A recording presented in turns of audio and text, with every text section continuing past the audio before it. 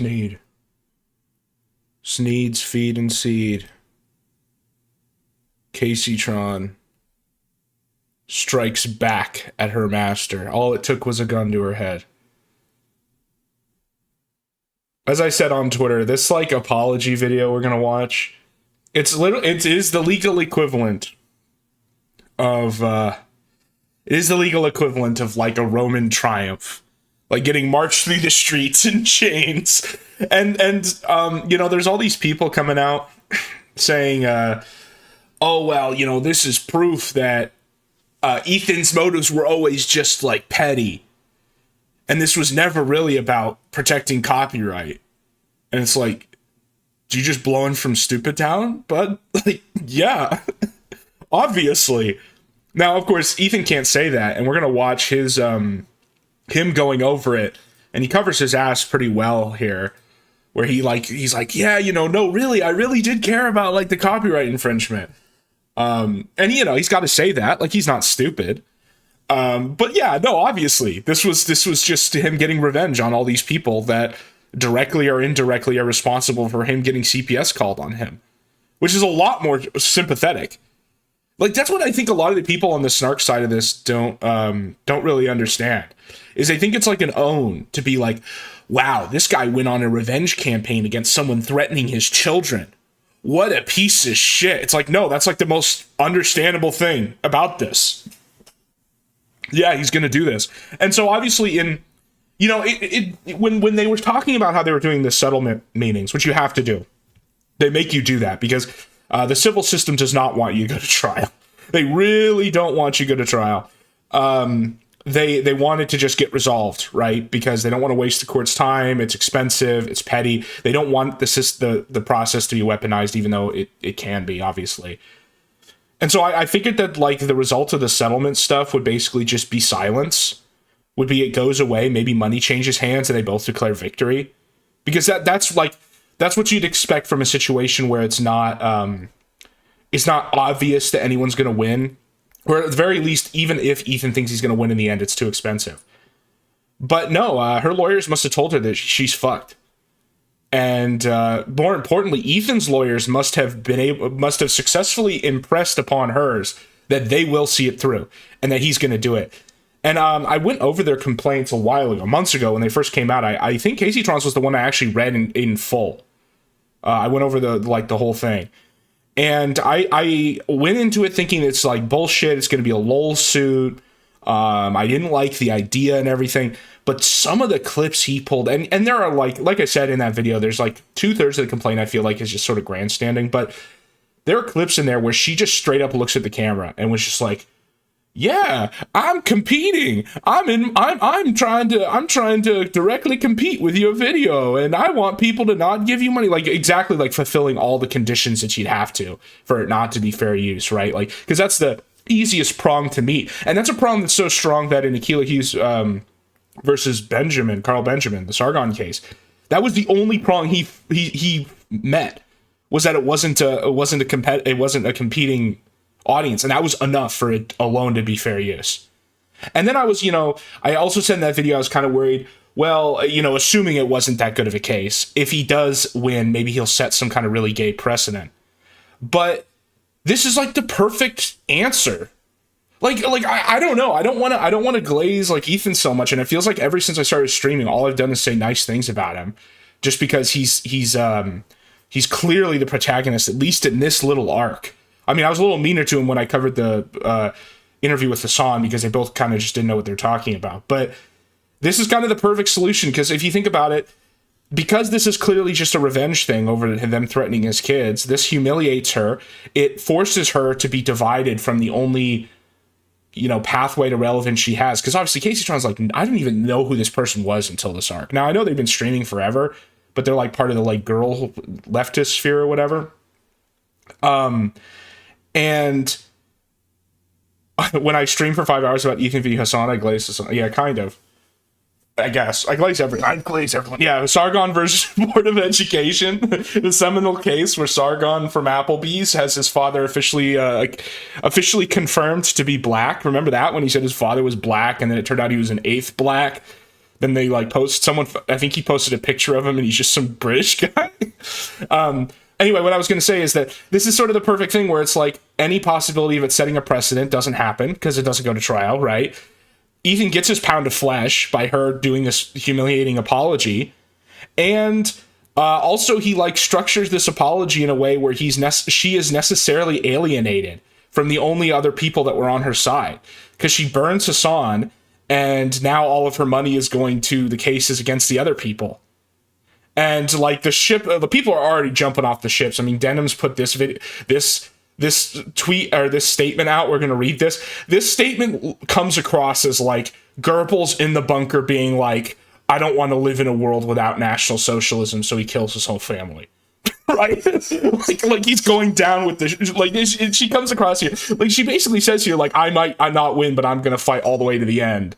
And I also suggest that Frogan is like gonna settle too, whether that's true or some kind of elaborate 3000 IQ tactic to not split donation money. I don't know. I don't think she's that smart, or at least that cannot. Well, she could be that conniving, but that like clever, I guess I should say. But so like yeah, this solution, it's like the most entertaining outcome. I guess a trial would be actually a trial would not really be that entertaining, because this topic it would just be kind of boring, like the way the trial would actually play out. You don't get any kind of change in fair use law. I know some people were afraid of that. I mentioned that. I stopped being afraid of that after I read the complaint, once I realized how bad how bad the case was for her, where she just straight up admits to what she's doing. I was like, oh, okay, this isn't gonna, like, there's no possibility here this is gonna turn into some kind of precedent setting thing.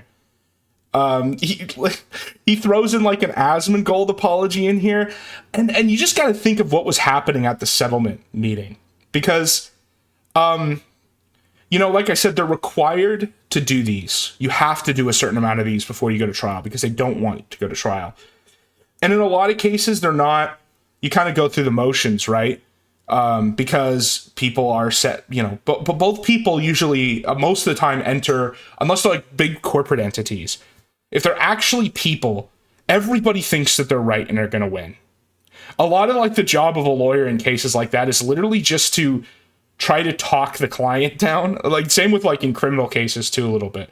But just like both her lawyers must have agreed that she was fucked, and they must have believed that Ethan was going to go through with this, because it would have been one thing if they thought, okay, yeah, we're probably going to lose this in the end, but he's not going to go all the way to trial. Yeah, putting up like a civil trial costs tens, hundreds of thousands, like $50,000 at least. And you use that leverage. You're like, look, you're not going to go all the way through this.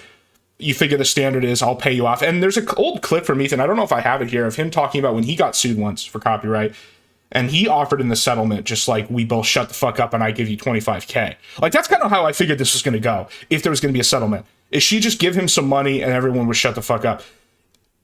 His lawyer must have convinced them that he was going to go all the way, no matter what. And so then you just have to read off whatever he tells you to say. I don't like Nicholas Eats Oreos, but I really dislike him more after this. He's gone full-throated Fi, lose more, and he's tonguey Ethan. Well, he's sort of, I've talked before about the Carsonization of these YouTubers, where you get like a big enough platform, you talk about this stuff long enough, and you eventually trend towards critical, like moist critical, as far as like impaling yourself on the fence. One of the reasons I don't like him about some of the stuff about this, it's not that he only cares about money, that's whatever. It's not even him kind of coping for Ethan, because like I said, even though I don't like him, he's very clearly the better protagonist here. It's that he knows that his current fans that he's got just the last year from like blowing up streaming don't know anything about his past. And when I say his past, I don't mean anything secret. I don't mean anything like especially sensitive, but like this guy was on the kill stream at one point. Like you listen to some of the old recordings back in like before 2020, and I'm not going to say he was based, but he was like in that sector. Like he's talked about things the way those people like we do, right? And so to him pretend now to be like talking, to be so sanitized and to be so impaling himself on the fence as far as not trying to signal any politics except for the ones that at the moment people don't consider politics and that are just acceptable, is I think is going to bite him in the ass someday. Jerry Swift for Willie Mack. Yep, I did a stream on that. I was covering it. Did it kind of over a course of a couple streams because it was getting worse and worse. Yeah, the Willie Mack thing is crazy because in just the course of 2 months, I went from this guy's just kind of stupid, but he's not malicious, to this guy is as bad as as slimy as all of them. Because there's some of the stuff he did at first, it was like, okay, this is just kind of, you kind of feel like a deer in the headlights. But then it's like, bro, you're still talking to Destiny behind the scenes, like as a friend in 2025, to the point where Destiny was comfortable telling you about the CP stuff and thought there was a good possibility you wouldn't say anything. And then you go full on over all this Hassan politics stuff when he has nothing to do with politics, and then says it has nothing to do with his, it's all just, I'm just saying what's happening. And then he finds out that your wife is Israeli and that he's like, I don't know if he lives in Israel, but he spends a lot of time in Israel. I don't know. Like the whole, I'm just a guy talking about stuff. Like he clearly has a personal investment that's more than just ignorance. Yeah, that one video converted me. Yeah, no, Queeman. I don't know. There's like a lot of stuff Queeman does and says that I think is like gay and lame. I guess some of it is just political. Like I disagree with him politically. Some of it is, you can tell he really wants to make certain stuff like into drama, which is fine. That's the game, right? But that video he did on Willie Mack, where he went like methodically through it all and was just like, there's more to this than just this guy being dumb. Yeah, that really convinced me too. I spent a lot of time on the West Bank, big whoop. Yeah, basically, it's just like, what? You think the only reason I'm talking about this is because of Israel? It's like, I'm only married. I only live there. Like, it's like, okay, dude, okay, come on. I'm sorry, but that's going to be part of my equation when I determine what your motives are, right? You are directly tied to the conflict. It's not like an American who's has no connection to any of this, where you can just sort of talk about it as a dispassionate observer. It's not quite the same. So anyway, this apology is just, you rarely see stuff like this in settlements, because it's like the whole point of the settlement is that both sides get something, right? And usually the side that, like, technically if you fought it out was going to lose, what they usually get out of it is not public humiliation. Because that's the whole idea of not going through the trial, is you don't lose the money, obviously, going through the trial, and you don't lose the massive public humiliation. For her to like just straight up admit to everything, and it's like methodical. It's like, I did copyright infringe. I was wrong to say it was trivial. The lawsuit was righteous. It's just the whole thing. Queeman skinwalks his red bar and leftist Nick Fuentes in streamer mode. When you learn that, yeah, that does make a lot of sense. Because that's a good characterization, that it's like leftist Nick Fuentes in streamer mode. The purpose of this was the activism aspect of it all. Oh no, I can go back. You know what? I should just let it play for you guys, right? And we can go back and... Wait, I want to do something first. We're just going to play part of the apology. This is the first thing I thought of when I listened to this.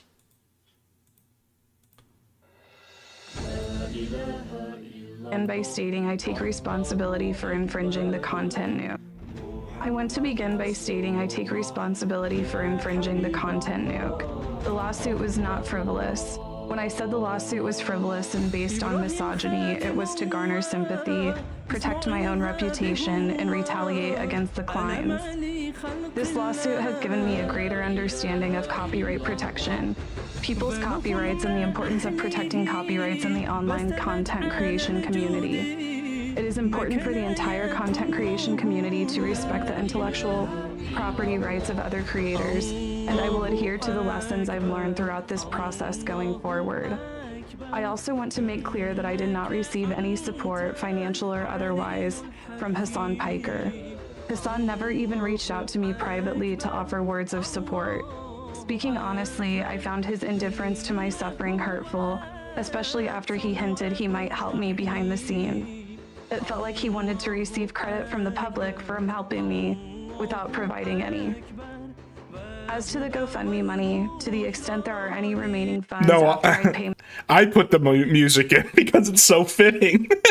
my attorney's fees, I have agreed to pay the remaining funds to the clients. The funds will not go to anyone else, including Denims or Frogan, to defend their lawsuits. For the record, I have agreed to cooperate with the clients in their litigation against the H3 Snark mods for promoting my live stream to the extent that I am able. I will offer my support, including testifying under oath to everything I have just stated, to help their cause. I also want to take the opportunity to acknowledge other misconduct and bad behavior I have exhibited online. For example, weaponizing the death of Asmongold's mother was inexcusable. I should know better because I have 3 disabled people that rely on me. Moving forward, I will do better. I also want to apologize to the crew of the H3 podcast, particularly AB and Olivia. I apologize for calling them cowards for not quitting their jobs. That was a shameful attack on 2 people who deeply care about Palestine and Palestinian people. AB, along with his wife Lena, have done more than I have ever done for the Palestinian people, including raising over $100,000 in charity. I recognize that they have actually made Palestinian lives better, and my online antagonism and trolling has not. I apologize to Ethan and Gila personally. I have said extremely mean and cruel things about both of them, particularly my misogynistic attacks against Gila that never should have been said. I also want to acknowledge the pervasive problem of anti-Semitism in leftist spaces. It should concern all of us. I condemn it and will not participate in it. To that end, I wish the clients success in enforcing TED Entertainment's copyright and protecting the legal rights of online content creators.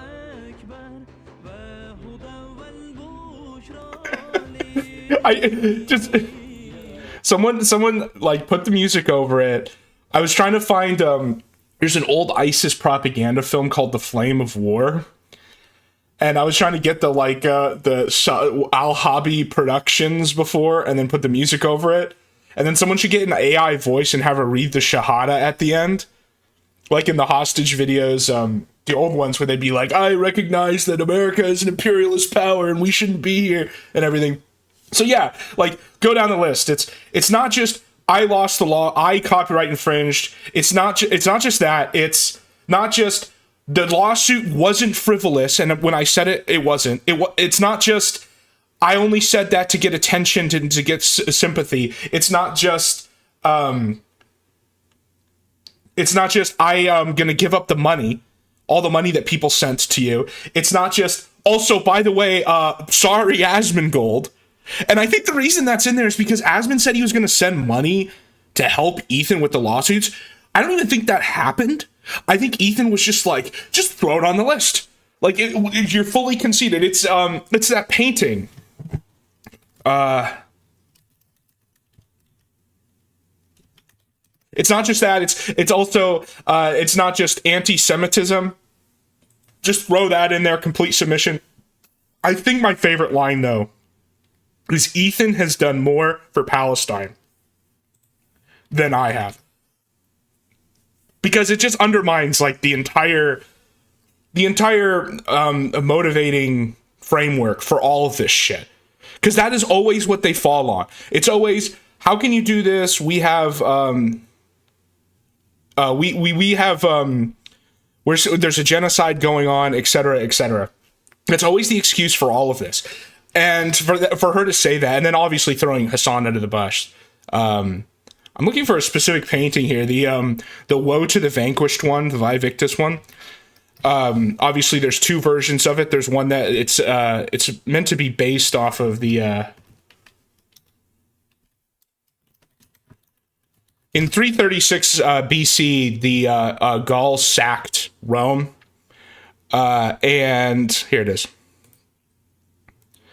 And then when they protested how much Brennus wanted, they said "Ve Victus." Like, this is, if there was any point in this negotiations where we're like, okay, but do we have to apologize to Asmon? Like, this guy Brennus right here is that's Ethan being like, no, you submitted. Victus. Throw the Asman apology onto the plate here. That's basically what this is. And so it's not just that, it's also anti-Semitism. And his response here is funny too, because there's no reason for him not to be magnanimous at this point after he's gotten everything. So in this, when he watches, he's just like, yeah, guys, no one bully Kaceytron. She's a good girl. Like she's funny. I love her. And like, no one bully her. And also like, we're all good now. And it's just so obvious. And like I said, them being like, yeah, we did this for copyright. It's like, no, you did this for revenge. And I think that's actually more relatable. And enjoy certain moments of it. Or I mean, not enjoy, because certainly that's not the right word to say, but to appreciate. Enjoy. Like he's talking about enjoying the apology. Hold on. Or I mean, not enjoy, because yeah, of course we can't enjoy it. But you can see the enjoyment. That's not the right word to say, but to appreciate. Appreciate. Dan, don't rush me. Should I play it? The smile. Did you see that smile? Look. To appreciate. Appreciate. Dan, don't rush me. Should I play it? Okay, Dan wants me to play it. Oh, I just cast a spell there. All right, we'll start it over because,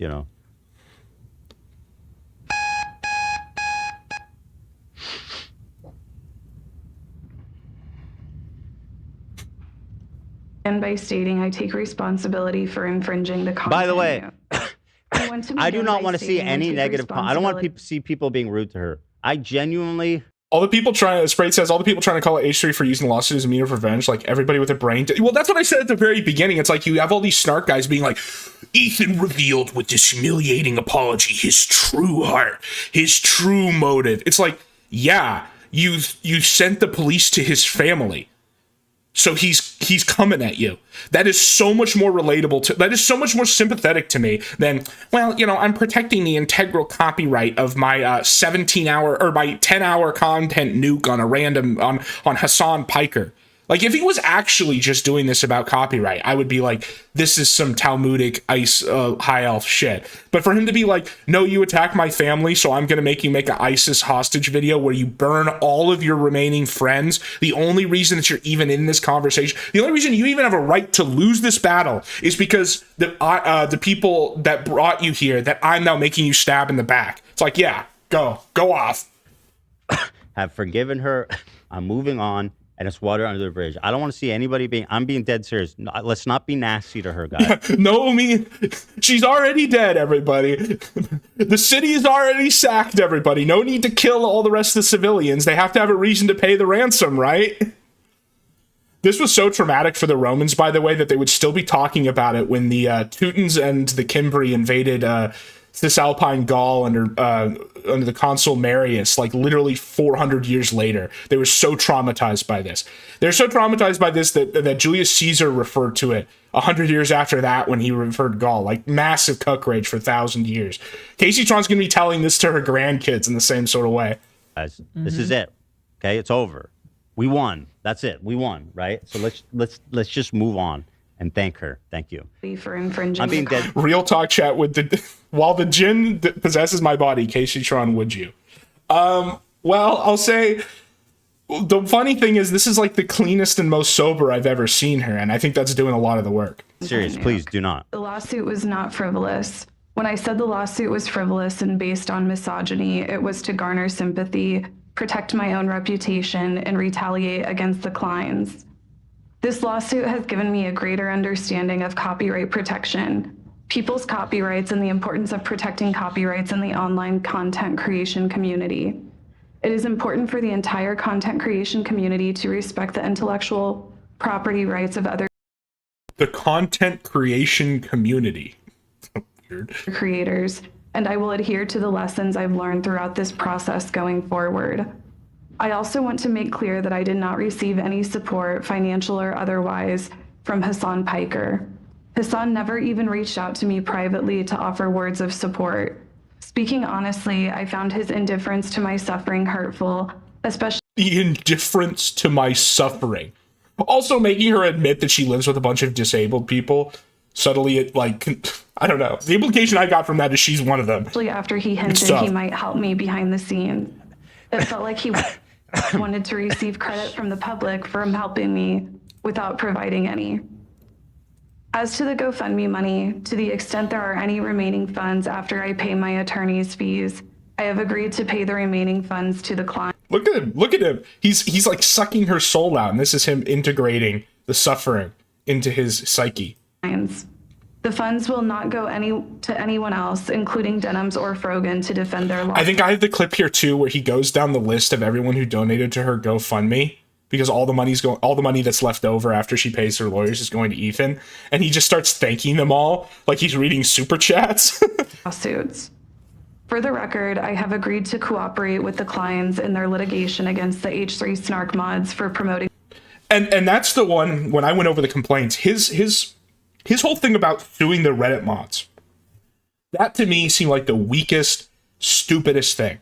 Because like trying to unmask anonymous Reddit users and then fulfill all the same conditions that you can with these people is so hard. But he's apparently serious about it because he's going to get her to cooperate. Now, I'm not sure.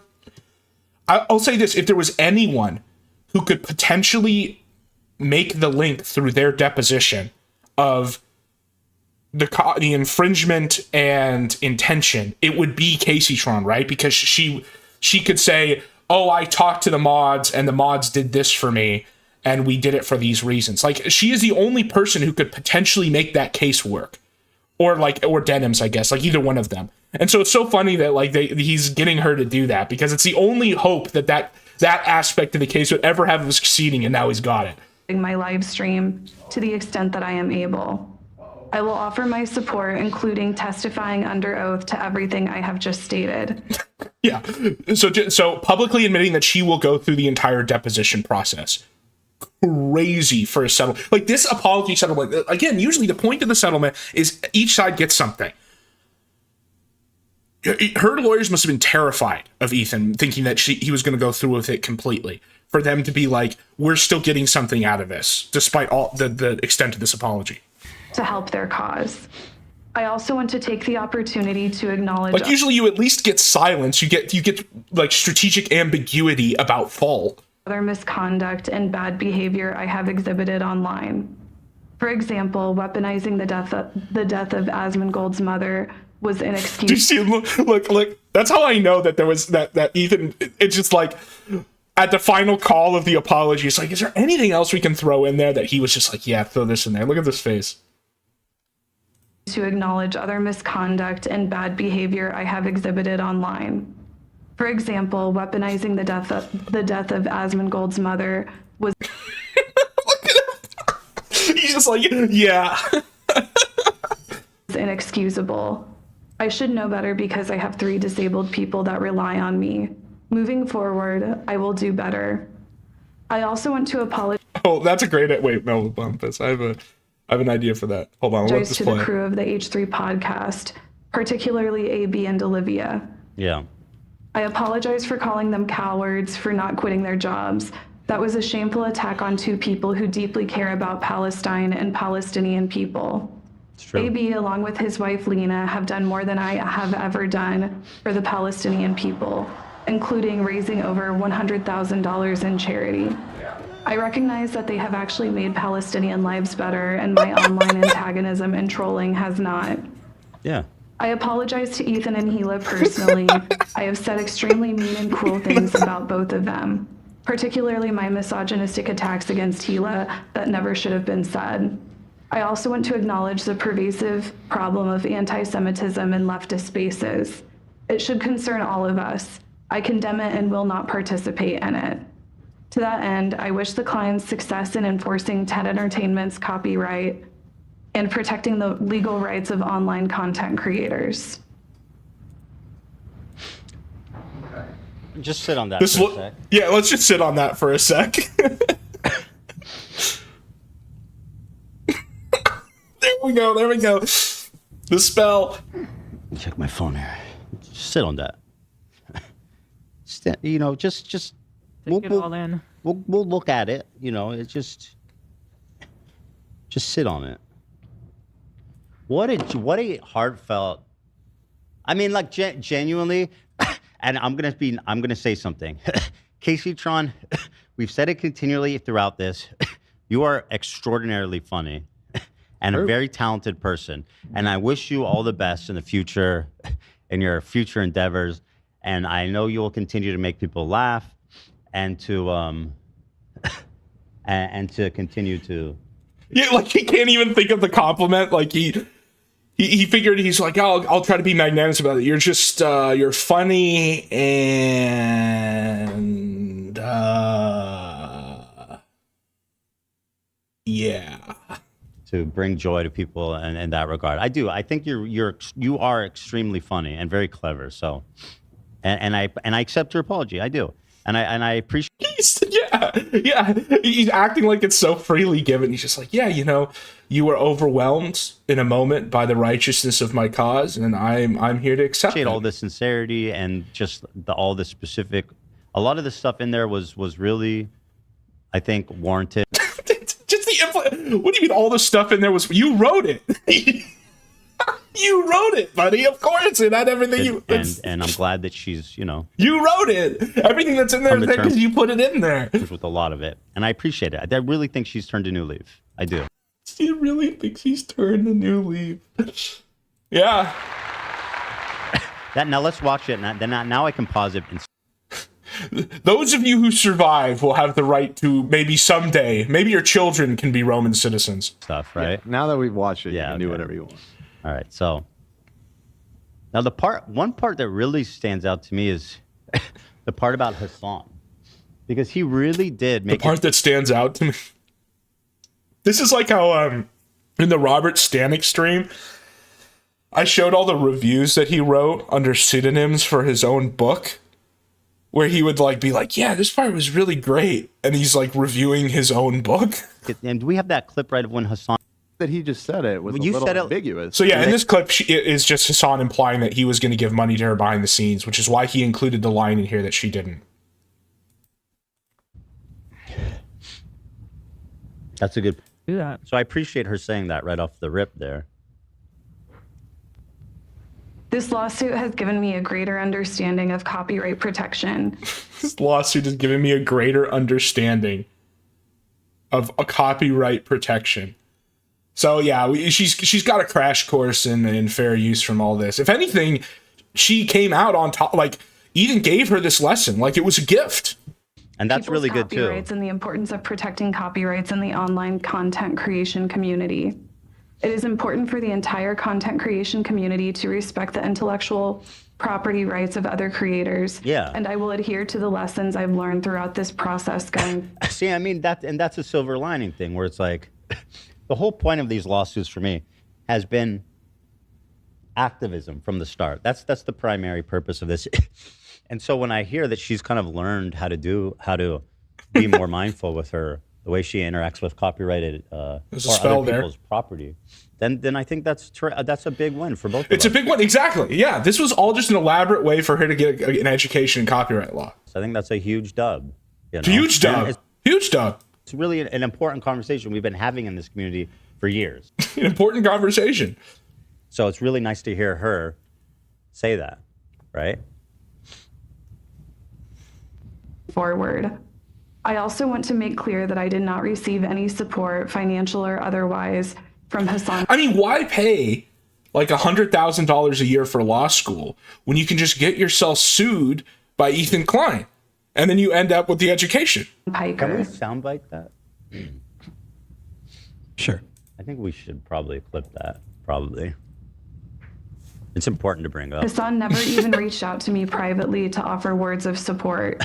Speaking honestly, I found his indifference to my suffering hurtful, especially after he hinted he might help me behind the scenes. It felt like he wanted to receive credit from the public for helping me without providing any. As to the GoFundMe money, to the extent there are any remaining funds after I pay my attorney's fees, I have agreed to pay the remaining funds to the Kleins. Yeah.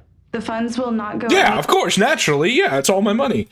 to anyone else, including Denims or Frogan, to defend their lawsuits. Yeah. Look at her eyes, like just obviously she's reading the thing, but it's so obvious. I mean, that's obvious, right? Like we all knew. Maybe that's why they had to wear glasses. This money was going to end up going to me, and rightfully so. I mean, you can't raise money. The thing with copyright infringement is any money you make in connection with the copyright infringement is all. Yeah, no, you're being magnanimous. You would have gotten even more. You would have gotten all the money anyway, of course. It's all up for grabs, or it's not up for grabs. I mean, it's all part of the damages. It's all liability. Where's that? Oh yeah, and also I want to give a special. Actually, I should. Can you do me a favor? Intellectual property thought leader. Yeah, there's the IP Hall of Fame. Queen Elizabeth for the Elizabethan reforms that invented copyright. The founding fathers for including the copyright clause in the Constitution. Then Ethan Klein. Yeah, I want to send me the GoFundMe so I can thank all the top donators. Actually, oh yeah, here we go. Okay, I do want to give a special thank you to Anissa for $1,000, and I know they've been on really hard times. So I know they dug deep. Just a double kill. It's just like, not only are you poor, but you gave me your money. To donate that $1,000. And I personally am very grateful for that. So thank you to Anissa and iDubbbz to the effect that he makes any decisions in that household. You know. Gobi's in the fender. Damn, he's got... people make fun of him for how much he spends on like the button and the whole team and everything. But when they come in hot, when they get it, they get it, and it makes it all worth it. But I do want to thank all the top donators here. Let's see here. Why am I not streaming with Mr. K? Is he streaming? Oh, he's live. Ducking the kisses. Oh, he's doing more. He's doing more Indians. The Indian guy. Is there more Indian guy stuff?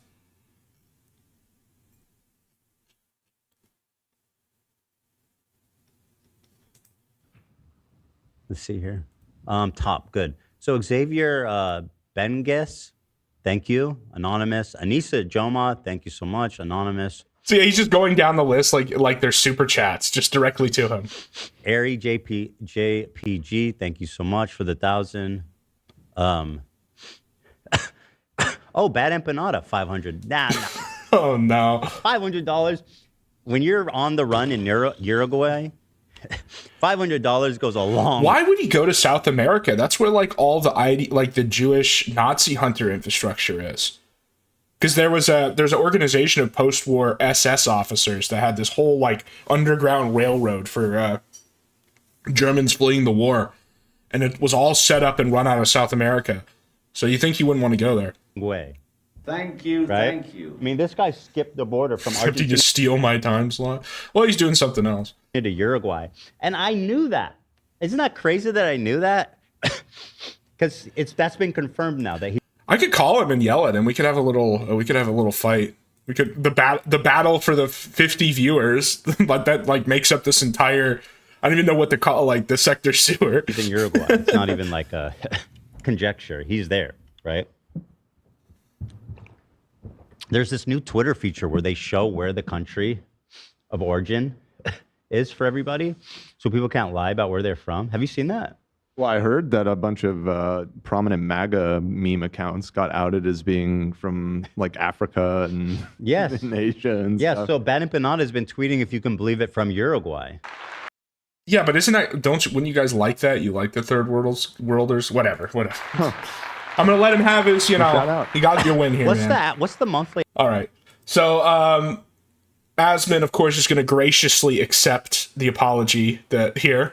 For example, weaponizing the death of Asmongold's mother was inexcusable. It sure was. That's why it's not getting excused. Oh. Apology not accepted. You did this because of a lawyer. It's so nasty. Really, you're loving this? I absolutely am. The only thing that could have made it better is if she was crying. I hate this bitch. Okay, this is kind of based. And you are going He's just based or is this cuck rage? It's a fine line, you know? to go back on this. And you were going to, signal and imply, and you're going to fuck up again. And I know... Hold on. Enhance? What was that? What is with all these guys and turning into, like, creatures? Like, obviously iDubbbz has the weird eye thing. Ethan casts spells. This guy... Like, this is all, like, from a horror movie. She doesn't know. This is when the local Baltic Romuva druid tells you that you're gonna have to drink your own piss before the battle, or you're gonna lose against the Teutons. Know this, but this put her in a position for something that's going to happen in the future. I don't know if Ethan knows this. I think He's got... Oh, no, this is Skyrim music. I was gonna say he has Witcher music on again. No, this is Skyrim. Ethan does know this. Does he just live constantly in a state of having video game music on? That's kind of based. He's just a giga gamer. But I'm not going to say what it is because I want it to happen. I do. And I know if I say what it is, it'll lower the probability of it happening. I understand. Every streamer does that. Yeah, I guess. Apologize for vague posting, but I promise you it will be worth it. Do you remember last time I was vague posting? Was that worth it? I think it was. Please have faith. Okay. Yeah, he did go full pagan priest there at the end. Please have faith. You have to drink the piss to beat the Teutons. And then Denims puts out this, like, my life for the Reich. If there is no National Socialism, there is no Denims type ass post. This apology, which I can only assume was somehow forced. Yeah, no shit. Come on. To extract a settlement was painful to listen to. It's absurd and ironic that Ethan accuses Hassan of being a puppeteer while LARPing as a comic book villain in this way. Why is it absurd and ironic? They hate each other and they're just throwing anything they can. That's how it goes. While it is unfortunate that Ethan appears to have been able to exert control over her in this way, what way? By suing her with a case that was actually winnable, and it's only winnable on a complaint that is traditionally very difficult because of her own retardation for making comments that you yourself have also made. Because I went over her complaint too, Denim's complaint, and hers is just as bad as Kaceytron, some of the statements. She did a whole interview with someone where she just straight up admitted to copyright infringement. It's crazy. I'm happy that Kaceytron was given the opportunity to minimize the harm to her family, avoid the risk of losing her home, and move on from... Okay, here's a hot take, everybody. If you're Kaceytron and you have been streaming for, what is it, like 15 years? Like, she's been there forever and has had a following, which means she's been through the ups and downs of monetization, all this opportunity to make money. She hooked into one of the most lucrative communities, this whole gay leftist, like, Hassan sphere. If you've been doing that for 15 years and you are still in a financially vulnerable position where something like this could make you lose your whole family and your house, you're retarded.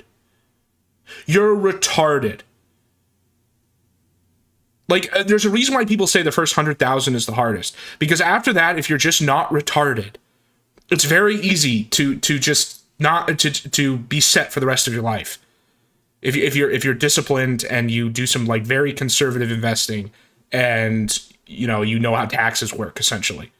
So I just don't have sympathy. I don't have sympathy that this person was in one of, like, the most lucrative communities in the top 0.001% in this for 15 years and is still one bad lawsuit away from losing everything. I don't get it. I just don't get it. I want to make several things clear. My trial date is 10/26/26, and I look forward to beating Ethan in court. Okay. Well, Casey, and likely Frogan. So yeah, we didn't know this. So that's the theory. Is she mentioning that Frogan's going to drop out because she doesn't want people to donate to Frogan, or is this actually true? have caved to Ethan Klein, which is and you know, I know, going back to the broke nigga alert, for lack of a better term, it's like, oh, she has all this family she has to take care of. Again, that's another thing, that if you know that that's going to be a long-term cost, if you know early on that this is something you're gonna have to deal with, there are ways to manage your money so that that's taken care of. Like there's something called like long-term care insurance exists. Now, of course, insurance is a giant scam for a lot of reasons, but there are like, I'm just saying that there are products that exist that can reduce those costs if you know it's going to be something long-term. But I don't know. It's retarded. I don't know how you can do this and still be one lawsuit away from losing your fucking house. Why do you even personally own your house? Like at this point, why, you know, you stream out of the house. That, I don't know. I'm getting very autistic here, but like, if you stream out of your house and you're making the kind of money these people are making, your house should not be in your name. It should either be in the name of a trust if you're older, just like everybody should have their property in a trust. That's just basics. But like, why is it not a business expense? Why is it not your office? Cave to Ethan Klein was a decision I doubt they've made. Because then if it's owned by like an entity like that, it makes it so much harder to sue and take in any kind of loss. Whatever. Anyway, it is not an option for me because it would set a precedent that endangers the financial security of any streamer that creates reaction content. No, it doesn't. So she's leaning on the whole thing that I mentioned when I went over the complaint, where I was like, if these cases are bad enough and he wins anyway, it could create some gay precedent. But they're not bad enough.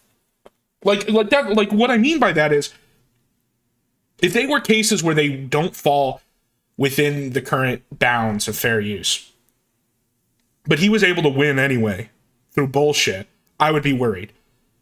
But like, they're so like they've been so open about their violation that you don't even need to go there. You don't even need to worry about a precedent. And no, you're not going to threaten all reaction content, because you know who else makes reaction content, Dennis? Ethan. He makes reaction content too. He's not going to nuke the whole, like, quote, format. I don't know. It's just, also, the people who are liable for reaction content are not the creators. It's the platforms. It's the platforms. Like, trust me, if we were on the verge of there being significant movement in fair use law that would make it so regular reaction content was no longer possible, these platforms would be clamping down on it because they don't want to be liable for it. So this is just bullshit. I don't know if she believes this and she's just dumb, or this is just the last cope. If you create content that involves commenting on videos on Twitch or enjoy consuming, and to be fair, Twitch is a lot less strict than YouTube. They play like music and everything. You should be on my side. No. Basically, anyone who's ever watched a video should be on my side. Okay, dude. If you don't believe me, please read ahead and let me convince you. Okay, here we go. Also, well, whatever. I watched and reacted to Ethan's highly anticipated content nuke shortly after it aired. Hold on. Denims. Is this your legal defense that you're putting in a tweet? Hold on. Make no mistake, my coverage more than doubled Ethan's video. No, these are substantive arguments. You should not be putting these in a tweet. Ethan's video, why would you do this? Your trial's not for a year. You probably haven't even filed. Like, if your lawyer's doing their job, they should be doing like Rule 14 stuff right now to just try to get it dismissed. Like, you wouldn't be even making substantive arguments yet. Why would you reveal this? I mean, I'm sure Ethan's lawyers already know what arguments you would make, because it's like there's you know, the prongs are the same. They're gonna go after the same stuff, but why would you put this publicly? Ethan's video spanned roughly 104 minutes. I spent 230 minutes reacting to, critiquing, commenting on his video and the content, during which I paused 210 times. That means I added 120% of the runtime and commentary. That's not enough to be fair use.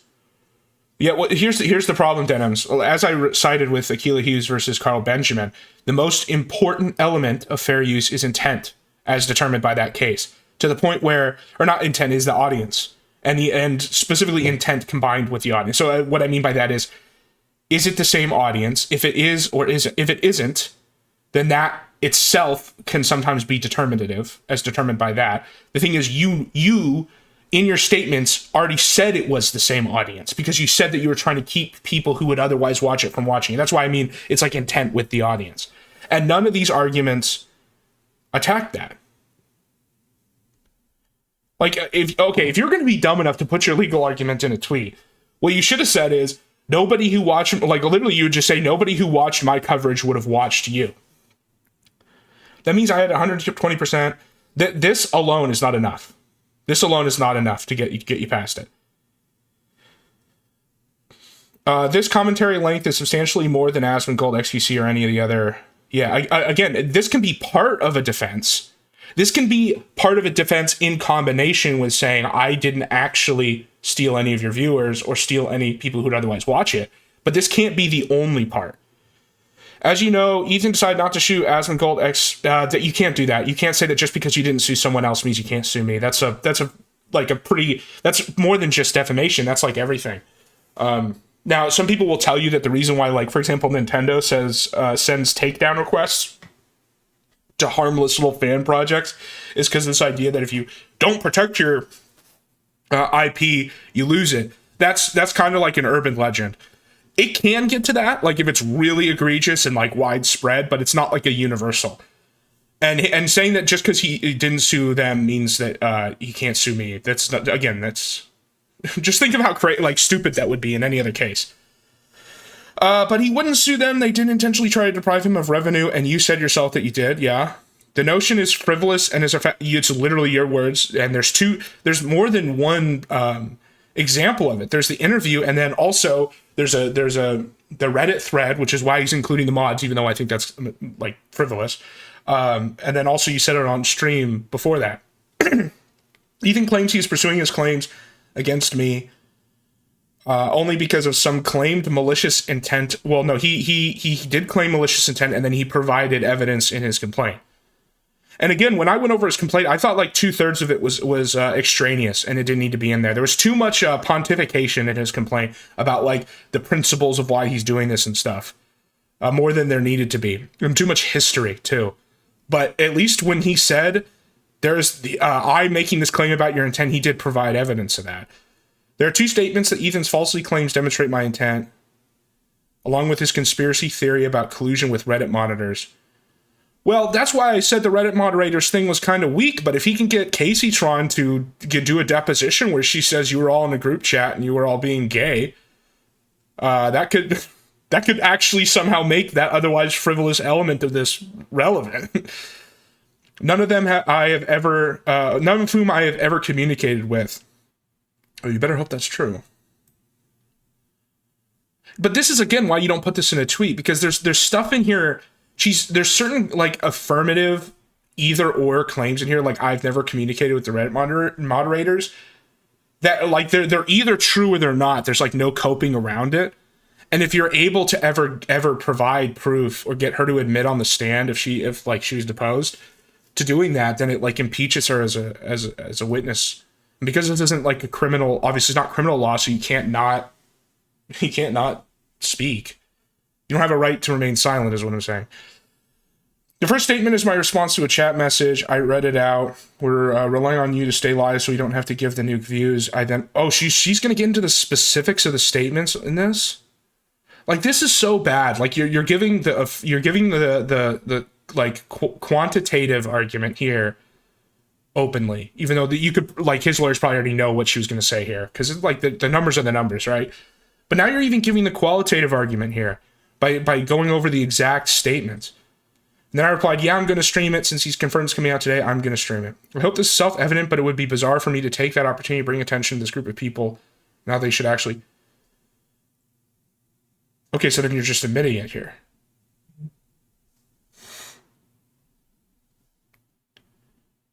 I don't care. I'm making a big deal out of it. Will only encourage the zealotry that Ethan is a... Like, the court doesn't care. The court doesn't care about your, like, abstract, benevolent, big chungus reason over zealotry, like, trying to protect yourself. It's, like, really simple. Either you streamed it so that people could watch it through you instead of him, or you didn't. And you knew that.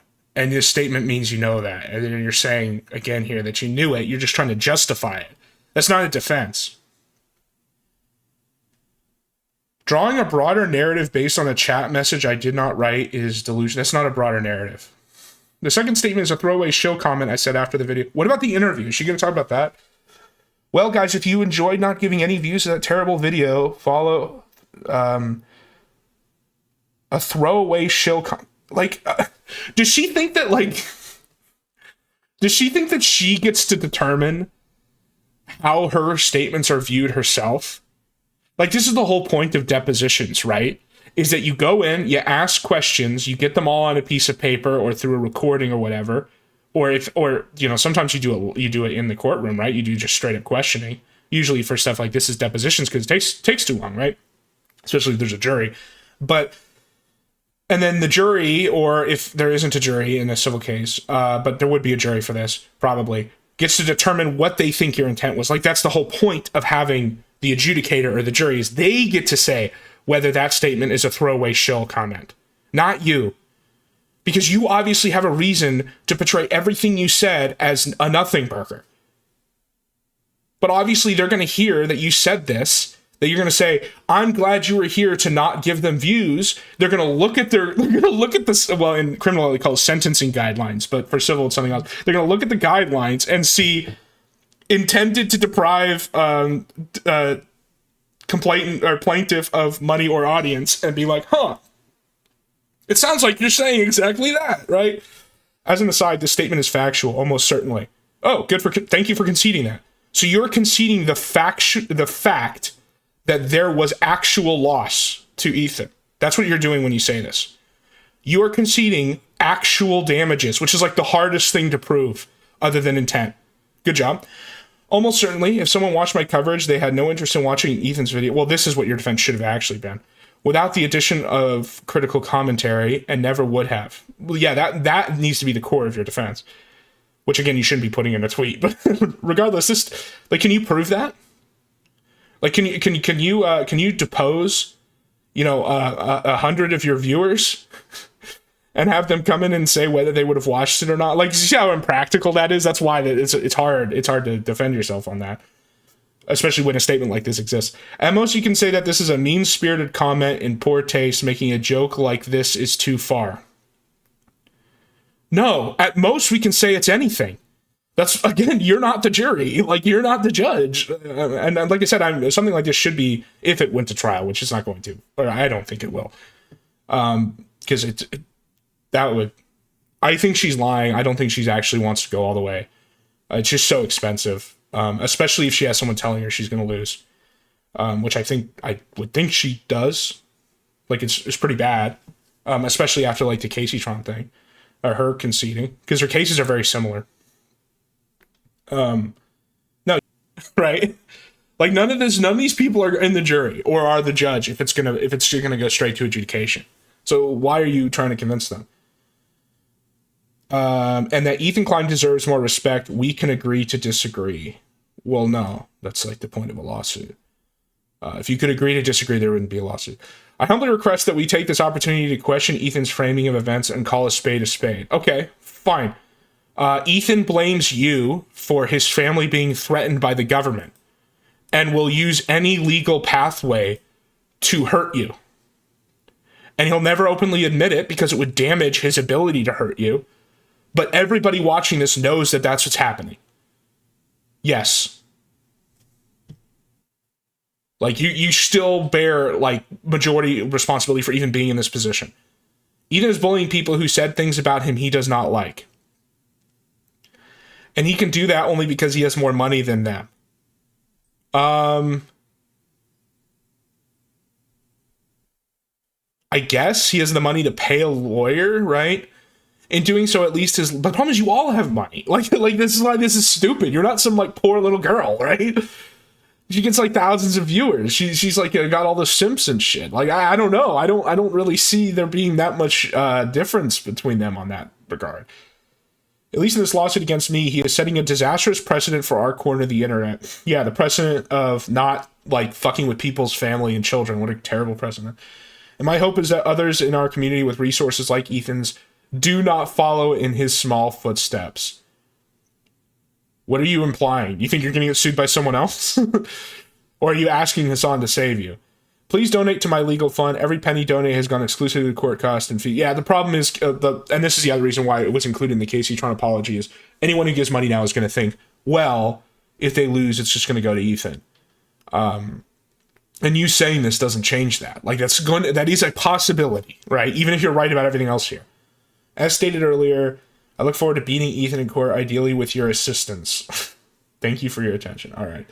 So yeah, this comes across as like a Goebbels in the Führer bunker, I won't live in a world without National Socialism, gun in the mouth type thing. So this happened just a few hours ago. I guess now everybody only knows Hassan because of the Kaya thing. Yeah. Please, I don't have my phone with me. Can we just do screen photo? Here. Yeah. Right. Pound. Hey, free Kaya. Free Kaya. Nice to meet you, man. Nice to meet you. Jesus, I'll tell you what, the power of... The power of what? Being an animal abuser, pissing literally everybody off? I'm surprised he didn't chimp out, because he seems kind of like on the edge of chimping out. Because he did that one where he was like talking about quitting almost. That was like a couple months ago. All right, let's see what Harmful Opinions has to say about David Wood. Again, I'm hoping that this is primarily the purpose of this video is David Wood is like a bad advocate for Christianity as far as he obviously, like, you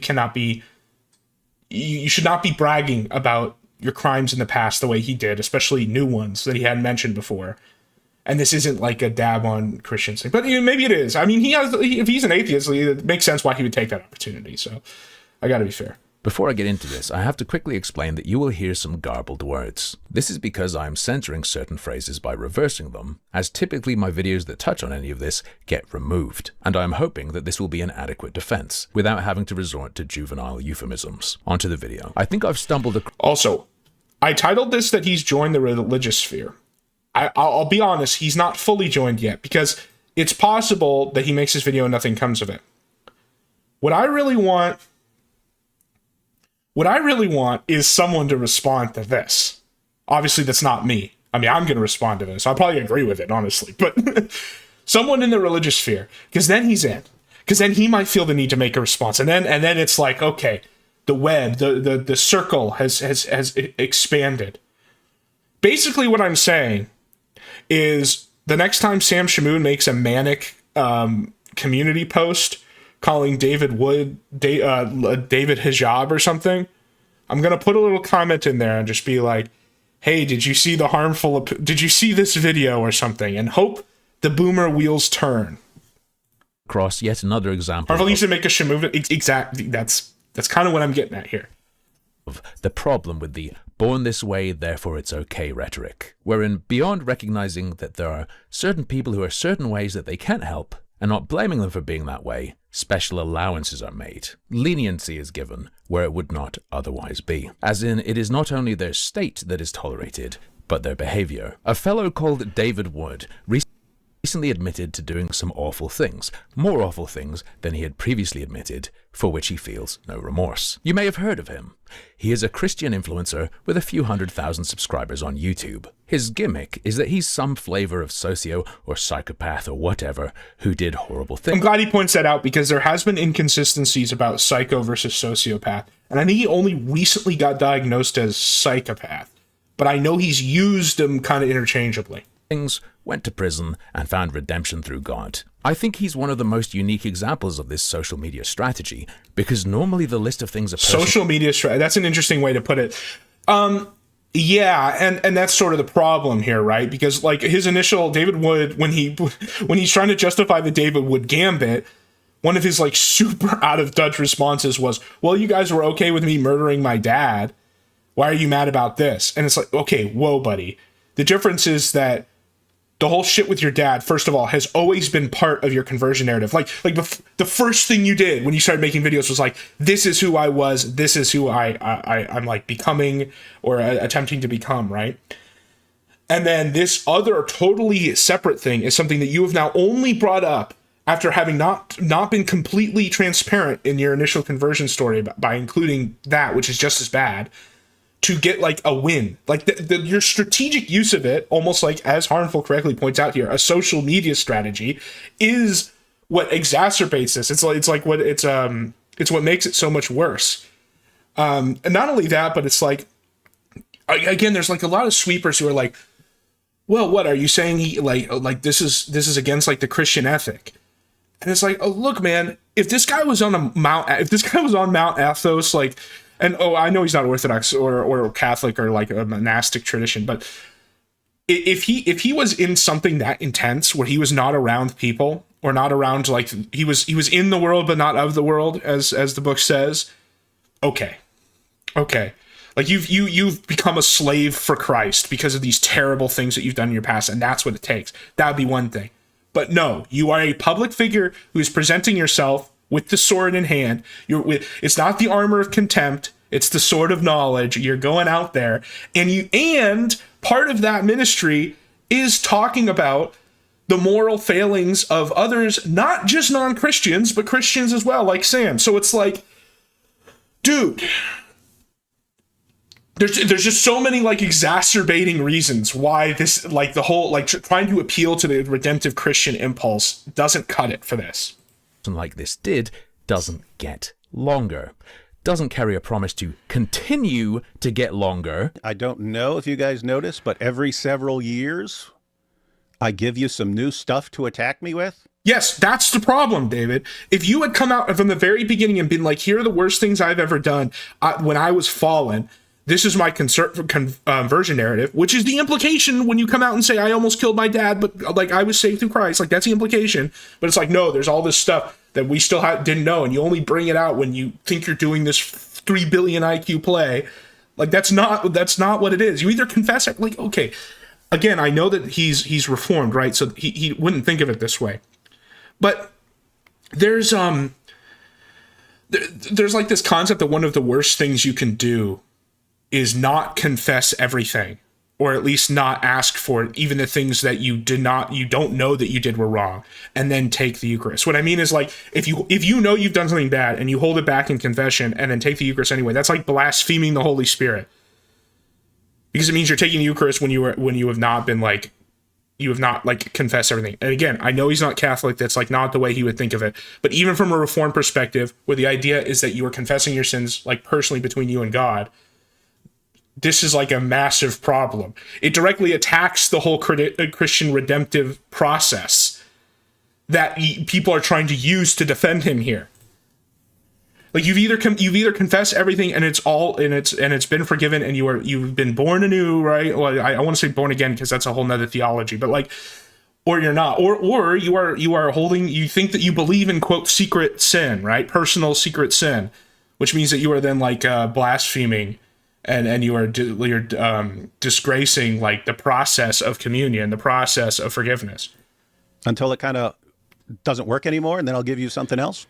Well, this is the latest, guys. This is the latest. And certainly doesn't typically grow to include children. Yeah. I had sex with a 13-year-old girl. Interestingly, his old Christian testimony video, which covers many bad behaviors, doesn't actually mention that part, which I find very strange because of its enormity, and because I believe that context is actually highly relevant to his much lighter admission of speaking about children a certain way he won't fully illuminate. I saw his... What? I haven't seen this. Well, I've seen this video. I don't remember this part, though. His 12-year-old sister in the visiting room, and I said some things about her that I'm not going to repeat here. Oh no! I think I've seen this video too, because this is his one of his the conversion narrative ones. But yeah, no, Harville is totally on the money. It's exactly the same thing I just said, which is that no, if it's going to be that you're admitting everything and then this is a convert, you have to do everything. You can't hold stuff that's like at least as bad as the thing you admit. David has recently claimed that he never hid anything or tried to cover up anything. He paints such a claim as ludicrous because simply not mentioning something isn't the same as hiding it, is it? Yes. Daniel continues. Yes, it is. Yeah. Yes, when you say that, like this, I am going to be transparent for the purposes of justifying my ministry, and then you don't say it. Yes. Hid this from his audience for decades.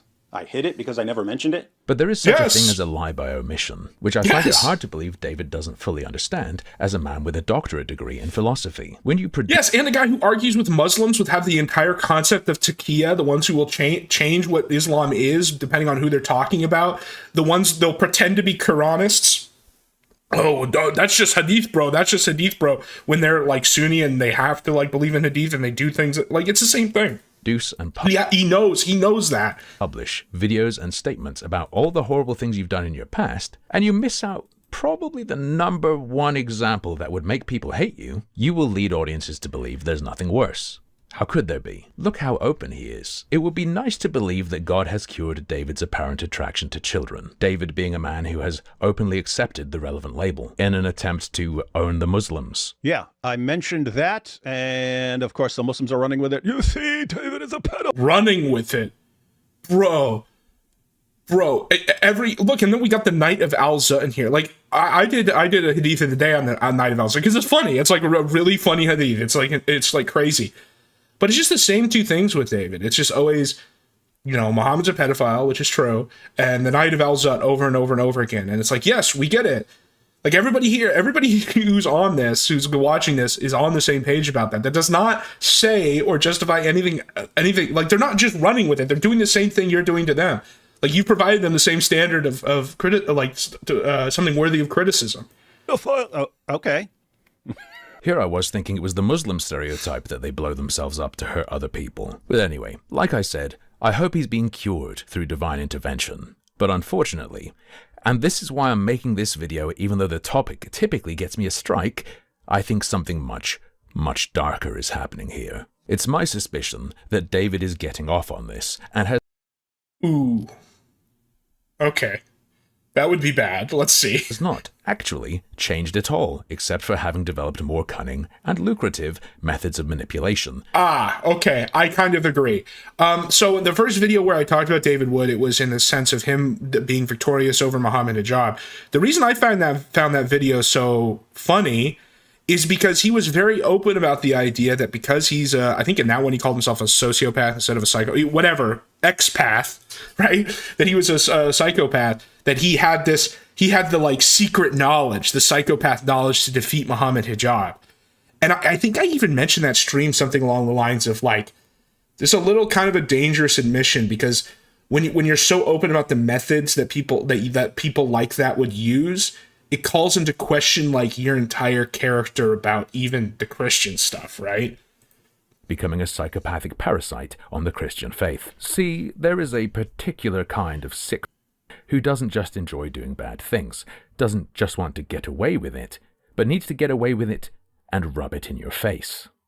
David has openly admitted to being one of these freaks. Yes. Yeah, but it's when he talks to Muslims, right, which then allows people to accept it. They're like, oh, well, it's good. Like him making the victorious video over Muhammad Hijab, that's why I thought it was worth watching, like on stream, because it felt like a drama video. It didn't feel like a theology video. Like him being like, I'm a psychopath king, I beat the Muslim. It's like, whoa, buddy, this is kind of crazy, right? Let me show you what I mean. Here's David talking about his past atheist, unsaved self and how sick he was. The other place I was working was a department store. I kept stealing stuff and didn't get caught even though it was obvious. I would grab something to put in my bag and I would turn and wave whatever I was stealing at the security camera and stick it in my bag because by that time I just thought, I can't be caught. I'm invincible. Now, here's the brand new, squeaky clean, saved Christian David, just a little while ago, waving his whip of a child in front of the camera and boasting about how safe he is from any consequences in the world's face. David, how old were you, bro, in both instances? You mean the two girls? 18. I was 18. Oh, boy. So, yeah. So, yeah. Oh, what are you going to do? What are you going to do, lock me up? Ooh, I didn't see that part of the clip where he says, what are you going to do? What are you going to do about it? This is bad. This is bad. You know, when Spray, I looked at this the last stream, I was like, okay, is he just going to watch the clip and be like, this guy's fucked? But no, Harmful, it looks like he's actually looked into him and he has like a thesis here. And I think I kind of agree with him. He's invincible. I'm told that he's repentant and people admire his openness, but I see a man enjoying himself just how he says he used to.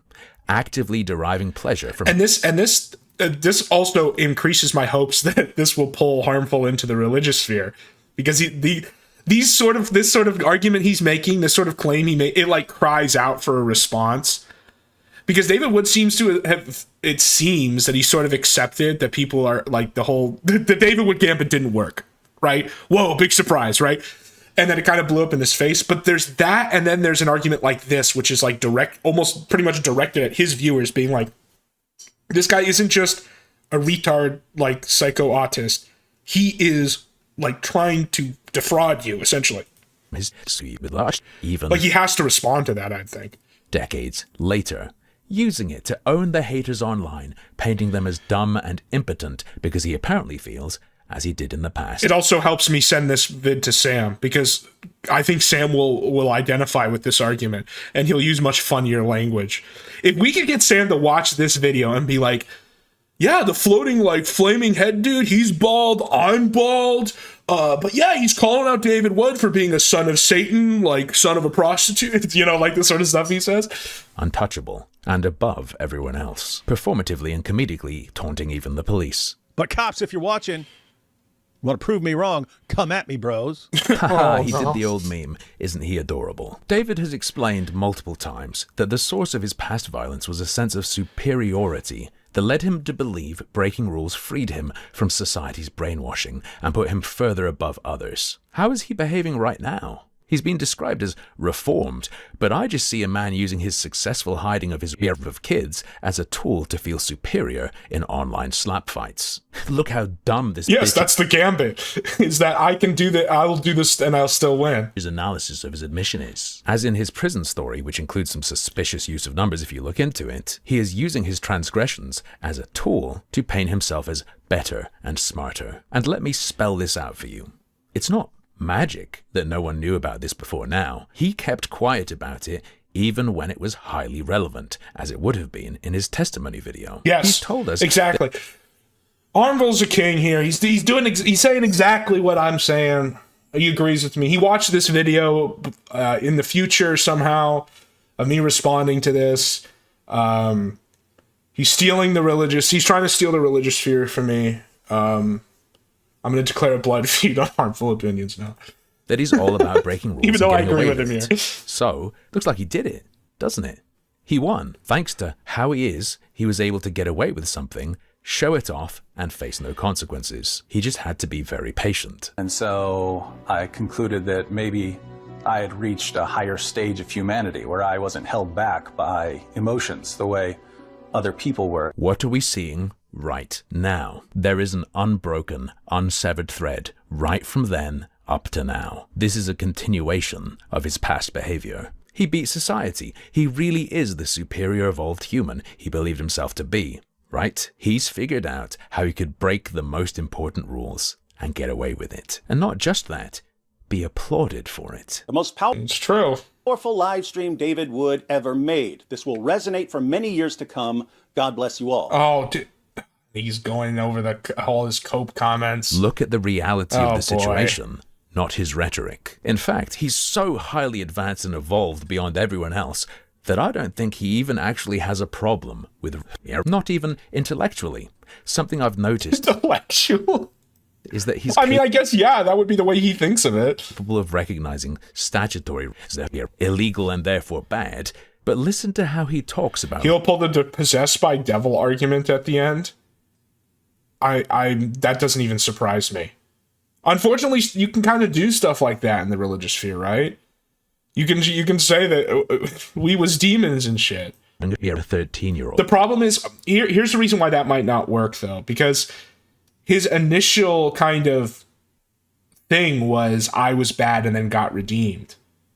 So, like, it's harder to do that twice, especially with specifically the argument that Harmful here is making, which is that whole narrative is part of the work. It's like part of the manipulation. It makes it harder to do it again. As an adult. Follow up, not being malicious when I asked this, was there a personal resolution between you and the girl?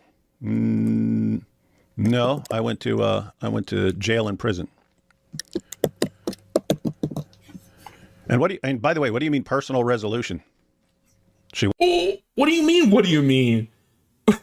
So you don't think it was wrong? You don't think you like did harm? Oh my, why is he? I'm starting to see what harmful means here. Like, the only reason you'd even answer these questions, the only reason you'd sit here to do this is just to be like, yeah, I'm gonna answer these questions in the worst ways possible. Like, I'm gonna just admit that I don't care and nothing's gonna happen. You wanted to have sex? How many views does this video have? 10,000, but it's only a day old or 2 days old. We had sex. What do you think? Well, like what? I don't know what you guys mean by some things. I'll be charitable and assume he's not a compulsive liar, and that his statement about jail refers to his inability to do anything due to the incarceration. He could have afterwards. It doesn't matter. He went on a whole apology tour over the stuff with his dad afterwards. If he did it that he could have done it with the girl. Like, to attacking his father. Not that he's saying he went to jail for this to take heat off himself, but the second part. And by the way, what do you mean personal resolution? That's crazy. He would say that. She wanted to have sex. We had sex. What? Oh, okay. So you don't think it's wrong? You don't think that like there's an inherent harm, even if she thinks it's consensual at that age, like that there is a strict like harm. What do you think? This is so like the gambit keeps getting worse. Like you know, you didn't just sack your queen for nothing. Like you're just each piece is going. What? I don't know what you guys mean by some things. He recognizes that it's statutory, dryly, plainly, by law, but I'm really not convinced he personally genuinely sees it as wrong. Not even purely intellectually, not even in the domain of his logical replacement of the feelings other people have that he doesn't. I mean, listen to this. And they're calling it grape. You graped her. Yes. I agree.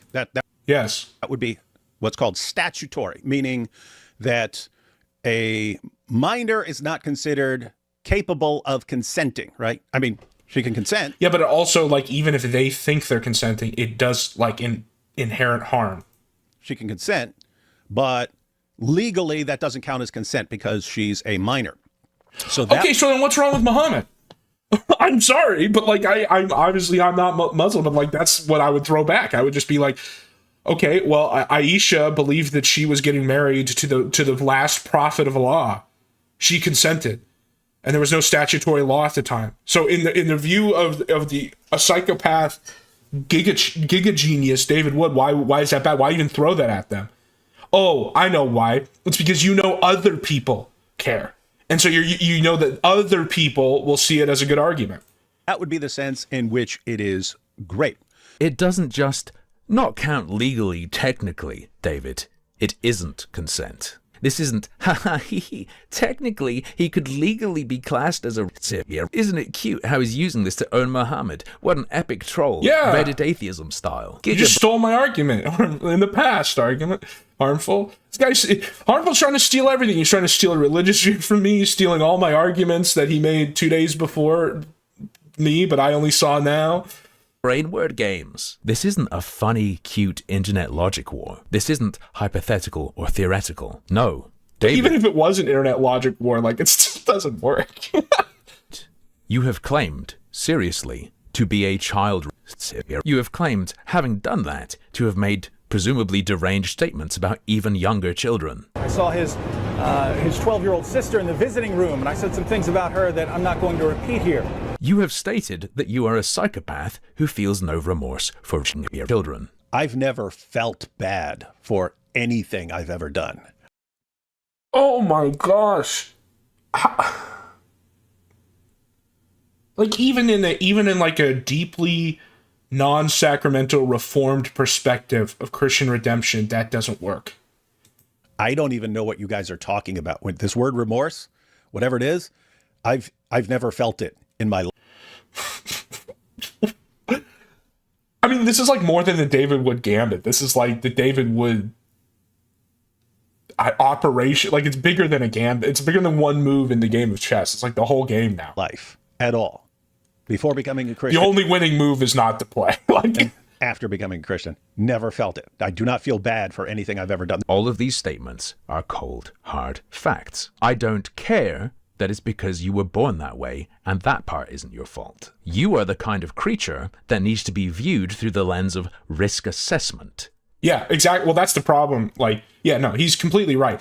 If you're going to say that, David Wood, if you're going to say you don't feel remorse and there's an ulterior motive to all this, well, then we should apply that ulterior motive to everything about you, including your entire ministry. which is what, like, honestly, this is why, like, monasteries exist. This is why monastery, like, one of the reasons why monastery, like, that's where this guy should go, where he's, like, not around people, so that if he like, he's just in a constant state of silent prayer and reflection forever. If you're not going to just, you know, and then obviously if he offends, you execute him. I believe in the death penalty. But, like, aside from that, like, if you're going to look at it from the Christian's perspective, like, yeah, it has to be kind of like a risk assessment. Not as a heartwarming story of atonement and redemption. Now, let's be fair. After making a little joke about your childhood and how irresistibly sexy the 13-year-old girl was, you did claim to know it's wrong. Now, she flung herself at me, so I guess I can defend it. No, I don't defend it. Shouldn't have done it. Doesn't matter if a 13-year-old girl flings herself at you. It doesn't matter if she has big boobs. I just love, like, AP's face during the whole thing. Like, I took all those screenshots because he just knows. And wide hips and so on. You don't do that sort of thing. He's also stated that thanks to religion, he knows things are wrong. Keep in mind, I can recognize I've done something wrong and say, okay, that was wrong. Why? Because God sets the rules and I've gone against that. Okay, therefore I need to stop. So I can change. I can turn away from things I've done and set off on a new path. But David, do you really know and believe it's wrong? Or do you just know that that's what you should say to not get in trouble? Yes, exactly. You've had a while to gauge people's reaction. That's like the stuff with the Muhammad pedo thing. It's like, you just admitted that you don't actually think it's inherently wrong. So then why do you use that against Muslims? It's like when Muslims just call out Sam for being a wife beater. It's like, well, yeah, but Muslims, that's okay. It's like, no, you just do it because you know other people care. He phrased his condemnation of what he'd done much more carefully. Would you go to the prison planet from Alien 3? Yeah. But I said that it was still evil, because even though... Or like, Riddick? The prison from Riddick? Post-pubescent, those girls were still way too young. He's learned that it's best to condemn it in the strongest possible terms, calling it evil, but in the clip he plays next, he doesn't call it evil. He just says, you don't do that. But more significantly, I picked up on, as someone who pays a lot of attention to the way people say things, in his scripted video, he described the girls as way too young. But just 5 days prior, he was happy to let a guest run with one of the classic defenses. See, I personally think an 18-year-old and a 13-year-old is pretty bad. But a common way of minimizing such a scenario is this. Before I got locked up, before I was a Christian, at one point I had sex with a 13-year-old girl and a 15-year-old girl. So I mentioned that, and of course, when you were 18, it's important to point that out. Yeah. So we're talking like senior in high school, freshman in high school. Okay, that doesn't matter. Cool.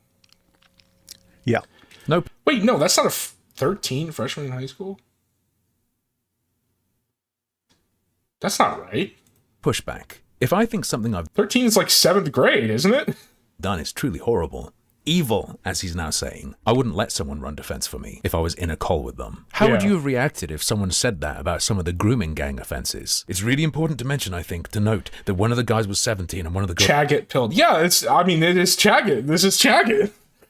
Was 13. They could have been going to school together. I don't know, at least Chaggett let himself get beat up by random people. Now, he didn't do that because he thought it was wrong. He did it, like, as a cope attempt to somehow he thought he was going to get, like, clout out of it, but... You just go, yeah, would you? Or would you then recognize it as an attempt to minimize what is clearly wrong and say something? And he, of course, emphasizes he was a different person then. That was before he was a Christian. Maths challenge. What you did was decades ago, sure. Didn't you also change decades ago, though? Yeah. Funny coincidence that this didn't come out in a time when you would have felt in more danger to admit it, and that instead of acknowledging this as a negative, you use it to gloat about how untouchable you are. What are you going to do? What are you going to do, lock me up? Maybe it's just because of his disability, though. We can't blame him for anything that comes out of that. Apart from that, he's a good boy, and everything else about him is real and true. A problem for me, though, David, is when you're heated and talking more off the cuff in a less composed way, your statements cause me some doubt. On Twitter, over and over. Yeah, some of these tweets were fucking retarded. When provoked and quickly snapping back, David has been stating that calling what he did to that child is merely the terminology of others. Oh no. You're the one who said that sex with a 13-year-old... Why does he think this is his own? Yes, not just them, but every not retard thinks that is... Yeah, I simply pointed out that, according to your terminology, your prophet was a... Yeah, who does he think he's talking to? Most of the people are like, yes, I think Muhammad was a pedophile, but Sure. Okay. What is? Served what sentence? It was 30 years ago. Hey, and one day it'll be just as long ago as Muhammad. Maybe people will view David as a prophet. I didn't Armful's kind of cooking with this video. apply modern legal categories. I applied your terminology. See, it's just a word game. Someone. So there's no objective standard to it. That's what you're saying. You realize that's what Muslims say, right? Muslims say that there's no objective standard, and that while it would be unacceptable now, at the time in the Arab desert, like, this is just the way they did it. Like, that's their whole argument. That's what you're saying here. Claimed that David considers 12 to be below the age of consent, making sex with such a child. Yeah, but he rebutted them and states that that's just Muslims saying such a thing. No, David, an adult doing that with a 13-year-old just is. Exactly. And you'd think that as a Christian, which means that you have to believe in, like, a single objective truth, you'd understand this concept. Question again, David, because I find it odd you haven't mentioned it given everything we now know about you. If you're reformed, if you've been changed, when did God take away your apparent attraction to children?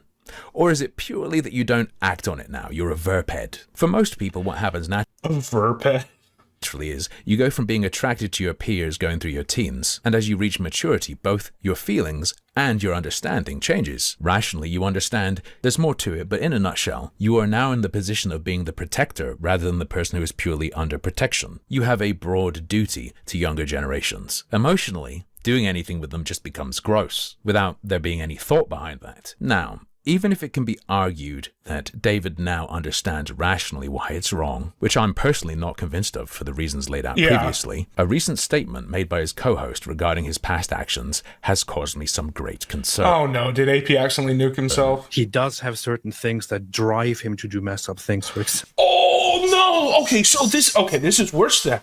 So this has just gone from he's a crazy psychopath when he's 18 and is just like, doesn't care.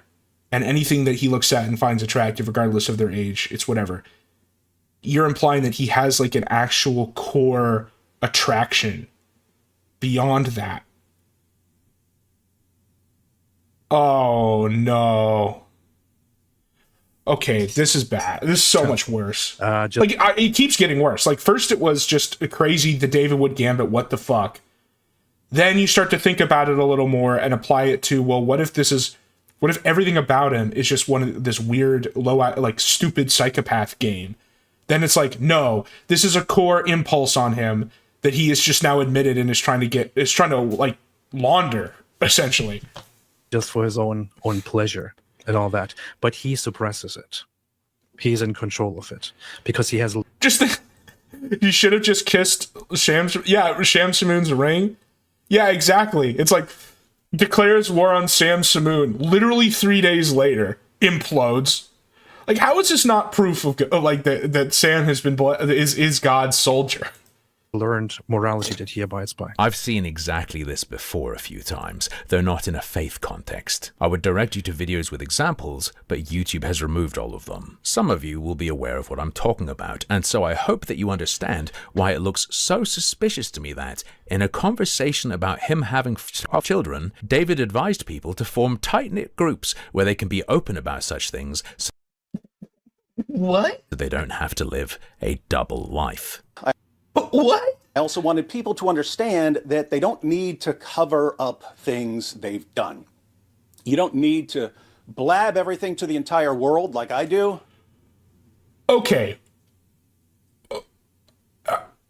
What? But it's really, really good for you to have a friend or a small group of people that you trust enough. No, stuff like this that makes you a threat to the public, people need to know about, and there need to be systems and institutions to take care of it. And if you've already offended, like I said, like, I am a believer in the death penalty. If you haven't, though, you should be on like a Mount Athos tier monastery where you have a cell where you're in 24-hour prayer and you can't be a danger to anyone. To be totally honest with them. If you don't have something like that, you run the risk of living a double life. And living a double life will crush you spiritually. Very important that you highly trust them, right? Trust them to do or not to do what? How many people do you reckon were aware of what David did? And potentially more. And for how long? Even if it has not already occurred with his peers, this is a recipe for forming a very specific sort of community.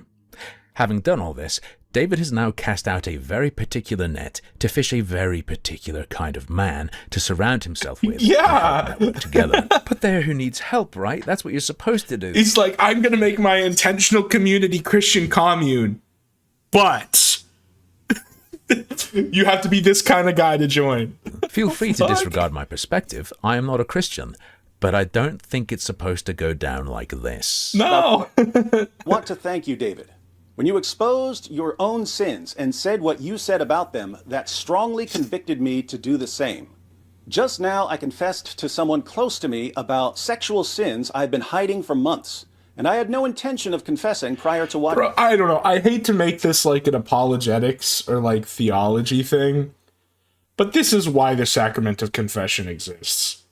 So that there is a specific person who you do talk about these things, who's like basically a co-signer of your salvation, like sort of your salvation. Like, this is why confession exists, because it allows a person that everyone else in the community trusts to determine like whether you are actually you have actual contrition.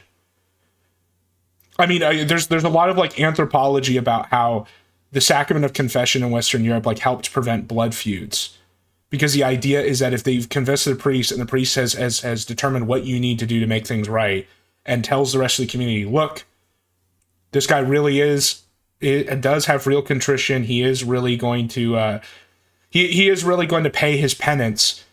It means that everybody else, they might not believe the person, but they do believe the priest. Like it's one guy. It's like a co-signer. It's like I don't know, like. But then when you don't have that, when it's all just a personal relationship with God, like in Calvinism or other forms of Protestantism, then there's no visible person that you can be like, no, this person has been told and has put their own self or their own status on the line to make sure this person really does have contrition. This is real. This isn't just some stupid psychopath game. Watching this, I didn't even entertain the thought. But now Big ortho, I'm not Orthodox. A huge weight off my shoulders, and my sin no longer hides in the darkness where, like mold, it can grow and fester. Beautiful. I'm so glad you made a man who did something f***ed up sexually a few months ago feel so much better and safe. Who knows what this guy's talking about, but he was inspired by the stream where you talked about doing something with a kid. So I'm not sure it's a great idea to spotlight it and hold it up as an example of the good you're doing in the world. Doesn't pass the smell test to me. If you watch his admission livestream, David sublimates his sharing of this blueprint for degenerates into holy wisdom you can learn from it. Yeah, well, that's why I call it the David Wood Gamut, because he tried to pitch it like it was like good. Like, it wasn't just something that slipped out. Instead, it was like, no, this was part of my super high IQ plan to pwn Sam and also teach you all this valuable lesson. It's like Ethan saying that he helped Kaceytron by giving her an education in copyright or whatever. Everything he says about himself, except way more serious, obviously, into religion in such a way that being against him is being against Christianity. He's basically Paul. It's real bad. And if you can't see it, I think you're basically cooked. Even just by format, you should be smelling shit. His tell-all admission video is heavily padded with, look at my enemies, look how bad my enemies are, look how much I'm owning. Which doesn't matter, and it's also like very non-Christian to do that. My enemies. By the way, I've just a couple kids. Look how bad my enemies are. Look how this owns them. Ding, ding, ding. Alarm bells, brother. There's an entire section of his video where he just highlights people sucking him off and giving him money for it. Thanks, I've gained so much more respect for you, David. This is David trying to leverage the phenomenon of social proof to get you on his side. He shows you that the bad people don't like him, and the good people like him more. Who do you want to be like? In my eyes, just from his recent statements, the David of today is an intensely disgusting freak. I don't hate Jay Dyer. I think Jay Dyer has a really good background in philosophy, which makes him very good at talking to atheists. And, just generally, like, non-Christians are ones that, you know, are like cultural Christians, but don't know a lot about theology. But he doesn't have a good background in like church history, which is a problem. Like, if you're going to talk to other Christians, that's why when you talk to guys like Wagner or others, and they get into the actual church, basically it's just like Cappadocians, and that's it. And that whole topic is like so much more complicated than that, because the Cappadocians themselves, like Like, they wrote a lot, and there's stuff you can find in there that doesn't line up with some of the stuff Jay says. I like his conspiracy stuff. Some of the stuff he does for Alex Jones is pretty entertaining. And again, I do like the videos where he talks to like Buddhists or atheists, because some of them are really funny. The ones where he like uses the transcendental argument on atheists. And I got into like a comment thread with Esoteric Archivism about this, about how, tag is like a really interesting line of argumentation because it's really bad against most people who, it's not like a good argument for people who already accept the existence of transcendentals, just like everybody, except for the very specific like Reddit atheist mindset that who's just like, I believe in science as a religion, and they'll say that openly. Then it is good against them, because basically it just boils down to, do you believe in numbers? Okay, that's like really what it comes down to. And if you believe in numbers, then why don't you believe in this other stuff? And Jay is good at that, and he's good at doing it in a funny way. He hasn't been the downside to Jay is like I said, doesn't have a good background in church history. Also, him LARPing as like the ecumenical patriarch of the internet, of like Orthodox on the internet, is pretty lame.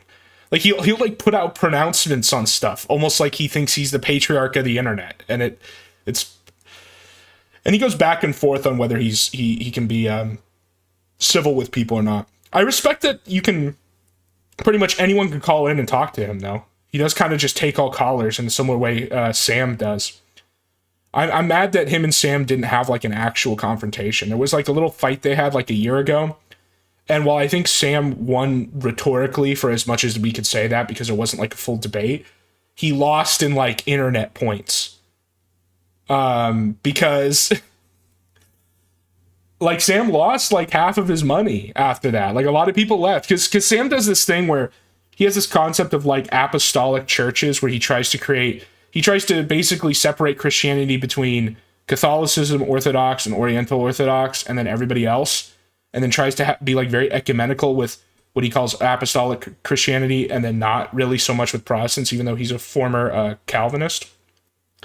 And that like got him a lot of goodwill with Orthodox people.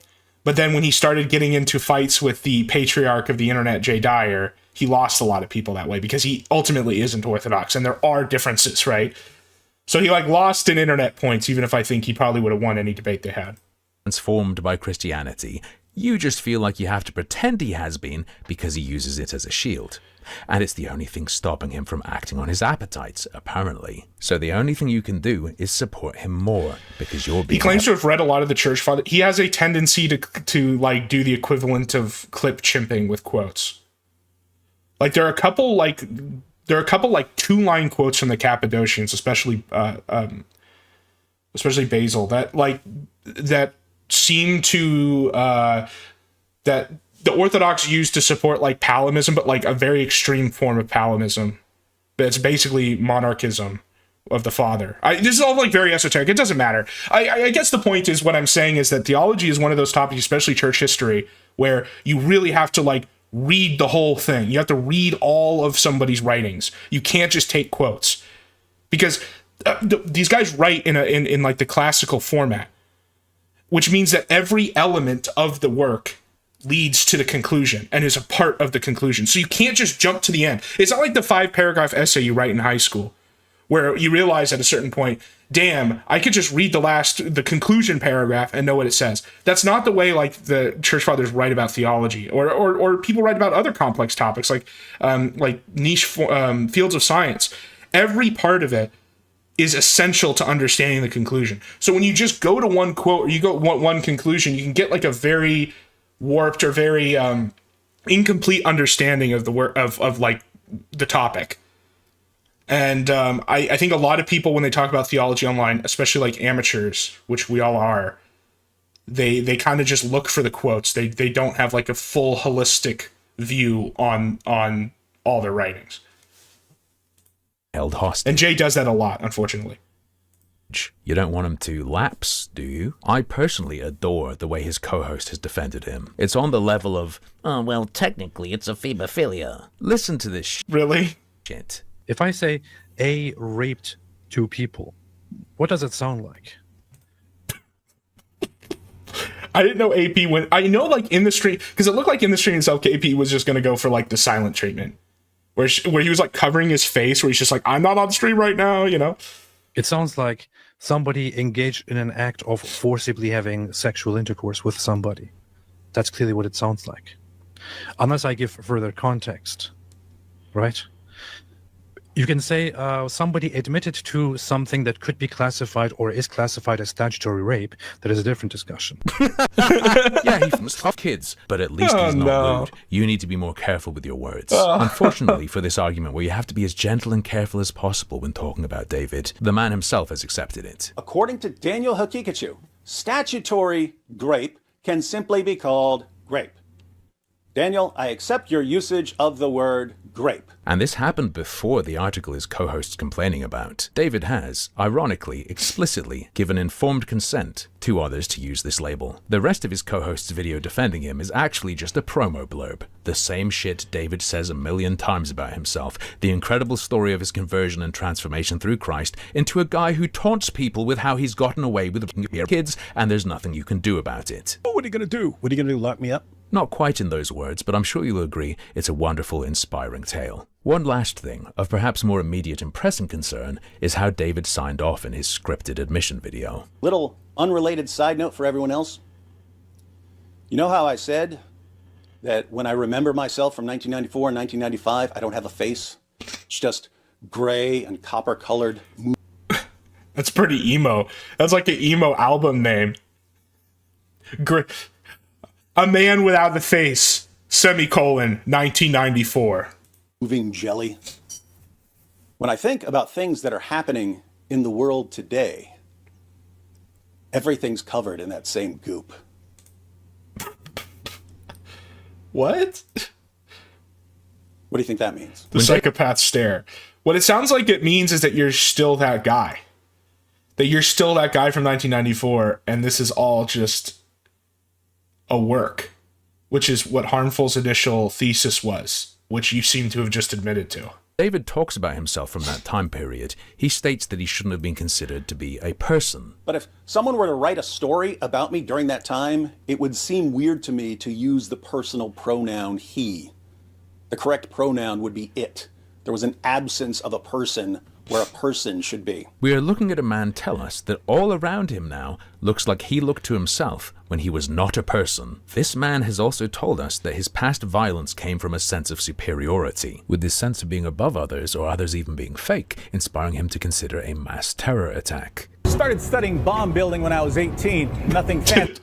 Okay, to be fair, who in high school doesn't try to, like, you know, play with explosives, play with guns and stuff? That's a pretty normal American pastime. See, Ed, I got a copy of the Anarchist Cook. David Pikachu. I thought his name was fake. When I first heard Pikachu, I thought that was fake, but it's not. Book. I learned to make pipe bombs. I learned to put together a homemade grenade launcher. I bought a book on disguise. Okay, that's base, though. So I wouldn't be recognized. But it all felt a bit amateurish. So I decided to become a chemistry major in college where I could learn to build something a little more sophisticated. This is the man telling us that everyone and everything around him looks like it's covered in the same goo he viewed himself as being covered in when he wasn't a person and he was crazy. Could David Wood about to lock and load. David have been saved by God? Sure, maybe. Could he also be an extremely dangerous person who figured out what to say? That's where I'd put my money. Yeah, and I think you kind of proved that, or at least you've made a very good case. So, short of having a mind reader, I think you've made a pretty good case. Suggestion would be, if you're going to clap for him and the amazing things Jesus has apparently done, though I don't personally see it, and who knows what else he'll be admitting to in another 10 years. Anyway, if you're going to clap... Yeah, I mean, that's the implication when he says that he holds things back. Like, who the fuck else knows what's going to come out? First, make sure, I would suggest, that you don't live anywhere near him. Yeah, for real. Welcome to the Religisphere.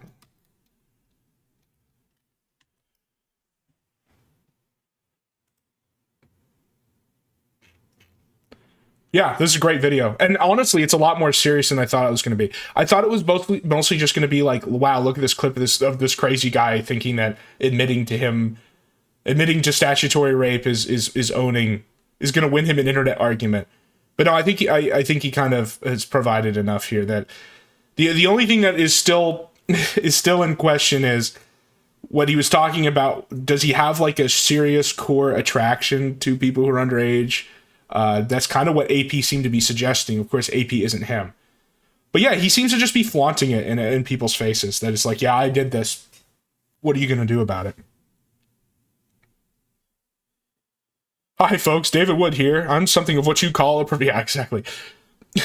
I'm a professional at admitting the worst things possible and getting away with it. Wake up in the morning, the sun is shining, the birds are singing. You open your laptop and click on X to find out who you're supposed to be enraged at all day, and then you see... Wait a moment. It's me.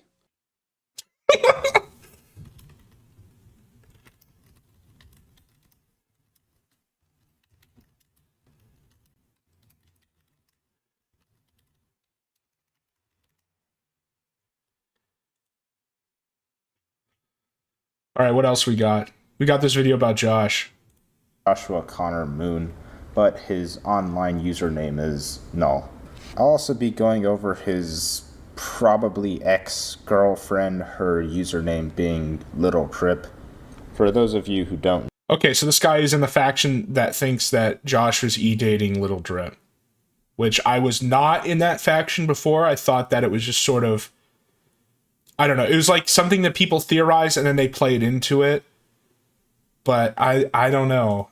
They had like a fight and I don't think she uses the site anymore.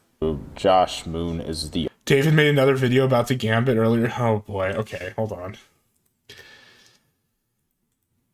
I want to watch it. This guy only has 90... Well, I mean, I have no subscribers either. I shouldn't say that. It's not nice of me. I'm not in a position to say it, but I don't know. People seem to like this video, so it might be good. It deserves to be watched, I think. All right, so they finally admitted to everything. For years, we've been arguing with our Muslim friends about Muhammad's marriage to a girl too young for a bra.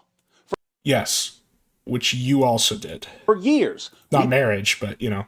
Well, I guess it's marriage. It's like what Islam considers marriage. Been trying to convince them that Allah shouldn't have promoted sex with prepubescent girls in the Quran.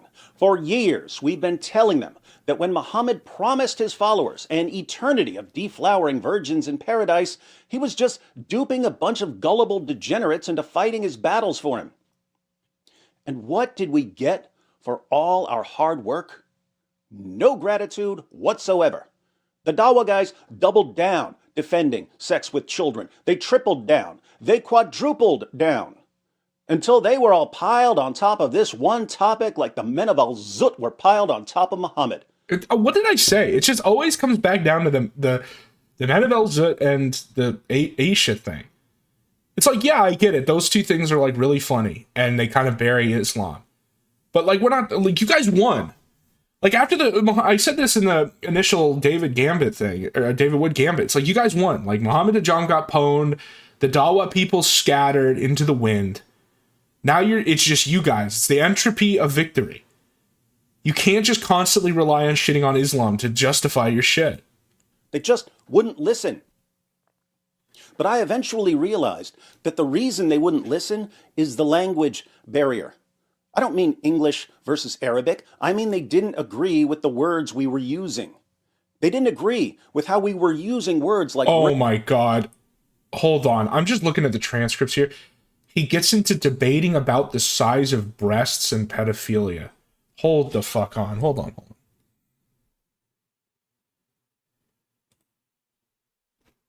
Then his question is Daniel's use of the word pedophile. So yeah, this is about the Gambit. According to Daniel Hakikachu, any adult man who has sex with a girl who's 13 years old or 15 years old or younger is a pedophile. Yes. Yes. Yes. His word choice, not mine. But let's see if Daniel's fellow Muslims agree with these terms. Here's Muhammad Hijab, Christian anti-Islam... No, of course the Muslims aren't all going to agree with that because they're fucking Muslim. But they're not the only ones saying it, dude.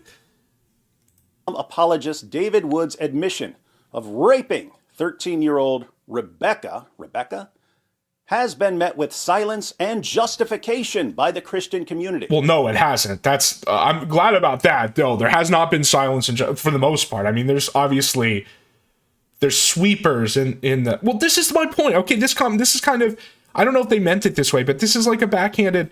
It's like, I'm disgusted and I'm leaving Islam, but this is the point. No one here listening to this is Muslim.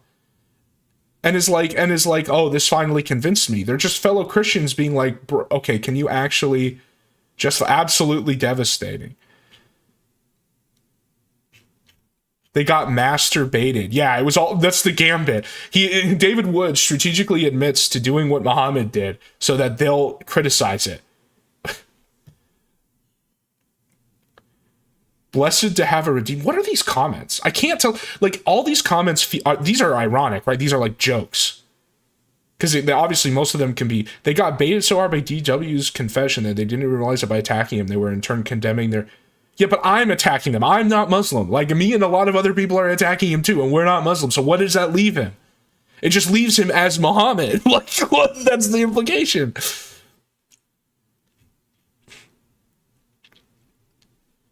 How did they not see this was, oh my, so he's going with the Gambit narrative.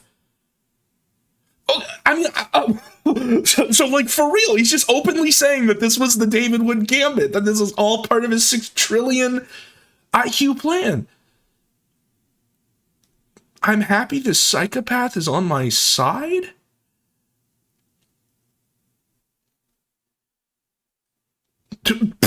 Never interrupt your enemy when you're making mistakes. Wonderful killing stroke, David. He killed himself. Like, they had lost. Like, in this stupid, like, Religisphere, the Muslims had lost. Like, they basically had lost. All their guys were on the run. It was all just a bunch of, like, 15-year-old Tunisians left calling into Sam's show, shit posting. The actual big guys with money, like Muhammad Hijab and stuff, they had either lost in debate or lost IRL from, you know, the lawsuits and shit.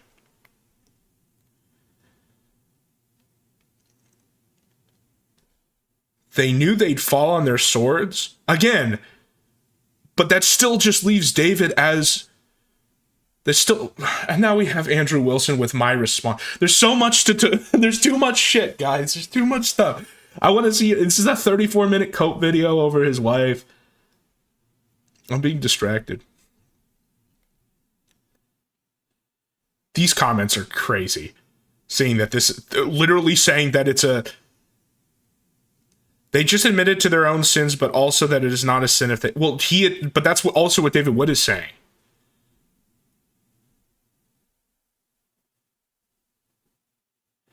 Islam is actually crumbling. Well, so is Christianity, if this is our guy.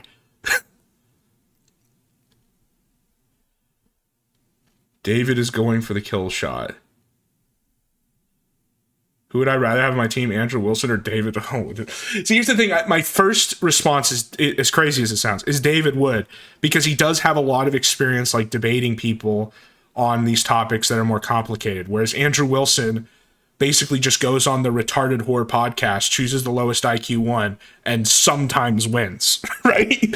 So, like, David Wood has more, his stats are higher in debate. The problem is, there's always a % chance that David Wood gets overconfident and clicks the David Wood Gambit button, and then you lose, right? So, like, overall, he'll perform better. But if you're not careful, he might push the David Wood Gambit button, and then you just instantly lose. Whereas with Andrew Wilson, maybe you can just carry him, you know?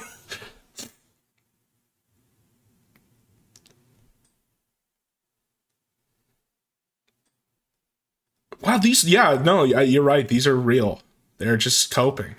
They're not coping, that they're playing. They really believe that it was a 2 billion IQ plan. Silence and justification? There's been no silence and no justification. This man has broken the law, and there has been justification. In serious danger. You said you can't do anything to me. Religious concepts, including sola fide, do not affect legal responsibility and the rights of others. Is this guy drunk again?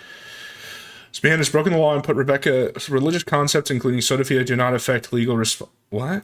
This was a Muslim. We all know what would be said about it. So, Mohammed Hijab agrees that any adult who has sex with a girl 13 years old And I do too. or younger is guilty of rape. Yes. And so do I, and I'm not Muslim. Good to know. Jake Brancatella, aka Jake the Muslim metaphysician, writes, The Muslim metaphysician. New video. David Wood admits he raped 2 young girls. So, Jake agrees that 13-year-olds and 15-year-olds should be described as young girls, not as women. And he agrees that any adult who has sex with a young girl is guilty of rape. Paul Williams of Blogging Theology declares, apologist David Wood confesses he raped girls prior to his conversion. Paul here might have been a Yes, they're all going to say that, but so are non-Muslims. bit more forgiving if this had been about boys instead of girls, but he agrees that 13-year-old So what is your point? who says come to common terms. And thanks to some good old-fashioned hard work, we finally have our common terms. According to Team Dawa, any man who has sex with a girl, yes, And according to Team Me, and the Team Christian, girl, not a woman, participants should be called rape and interpreted as forcible. These words are now the official binding common terms between Muslims and Christians. Might be new for some people, especially for Muslims. But as any language expert can tell you, when you're learning how to use words, language expert, what are you talking about? Our common terms, let's look at a few passages about Muhammad's relationship. Okay, he really is going for, okay, I see this now. He's going for like the hemophilia defense, saying that her breasts were big enough for it not to be with Aisha. Then, for even more practice, we'll see what the Quran says about sex with prepubescent girls. After that, we'll watch some clips of our friends on Team Dawa to see what... Yeah, what does this have to do with justifying anything you did? Yes, Muslims are, yeah, okay.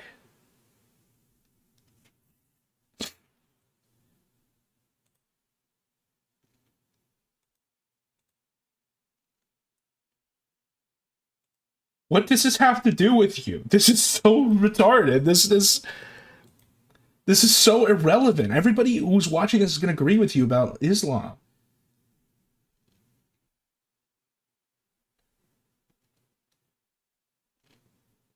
So this is like 30 minutes of various pedophile hadiths. Okay. I saw something here and then I lost it. Where they were talking about like... To a 5-year-old consummated if she started precocious puberty. If she starts showing signs of physical maturity, then yes, that's permissible, as I stated. That's what about the age principle. 4? Yeah, they're okay.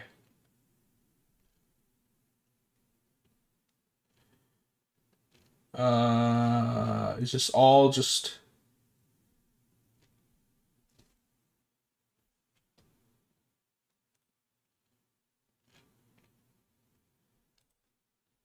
I'm going to do what I just criticized, just going to the end and seeing what the conclusion is. Luckily, this is not as complex as reading, like, esoteric theological texts. This is not reading the Cappadocian Fathers, right?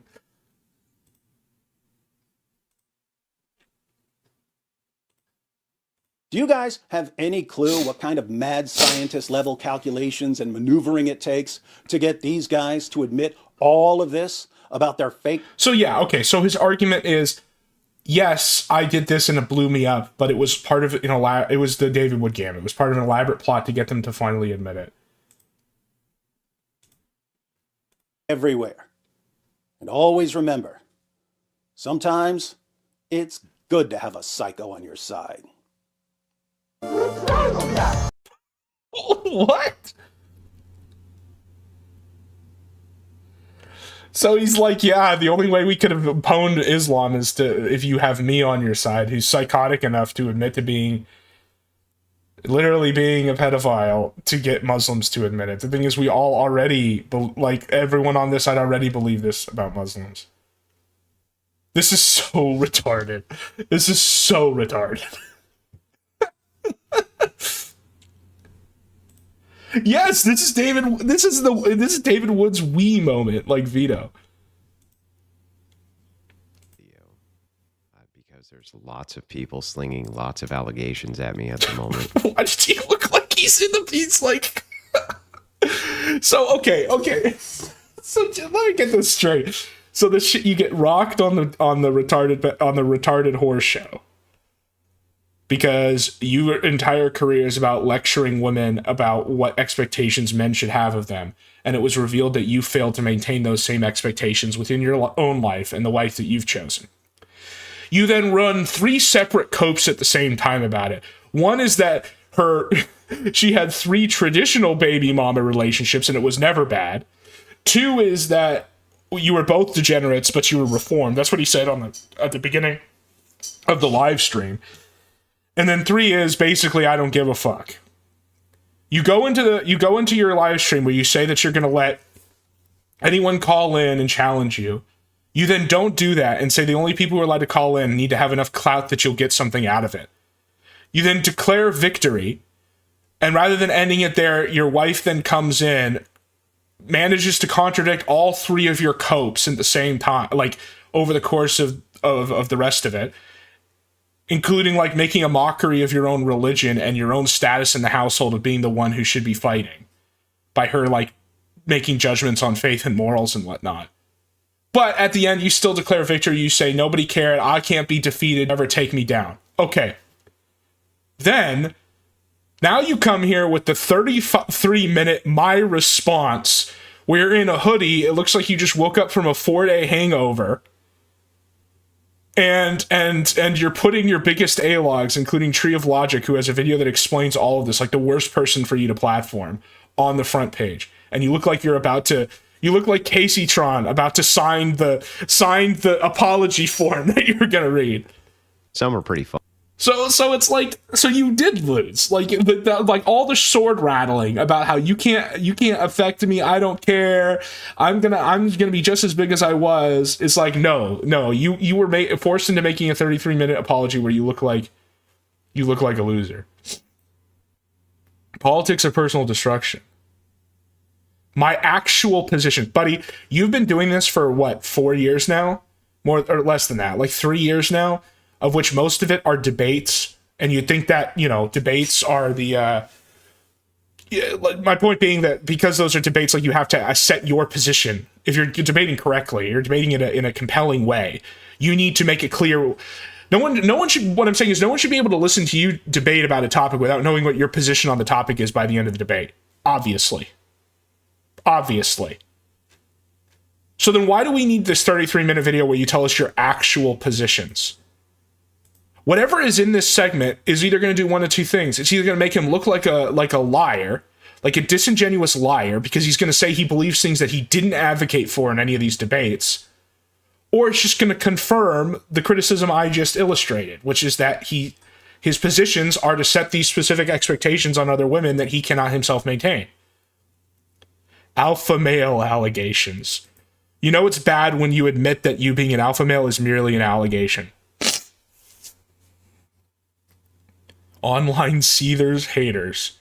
Argument from hypocrisy. I hate his, like, he tries to be like very formal. I had this really autistic idea where I thought about pulling out, I have this old, back when I took like formal logic courses from the school, like we had to do formal logic in like 7th and 8th grade, and it was so stupid. It's not stupid, it's just excruciating. It's just really annoying, right? And you have all these rules about all the different kinds of syllogism, and then you have to distribute like the subject and the predicate in each premise to get to the conclusion. It's like so esoteric.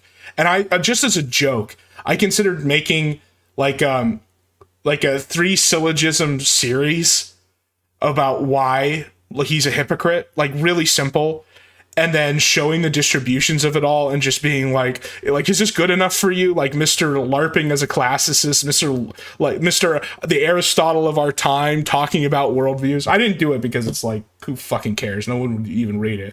But just say that you're a guy who argues with people about shit online. It's not that, it doesn't need to be that serious, man.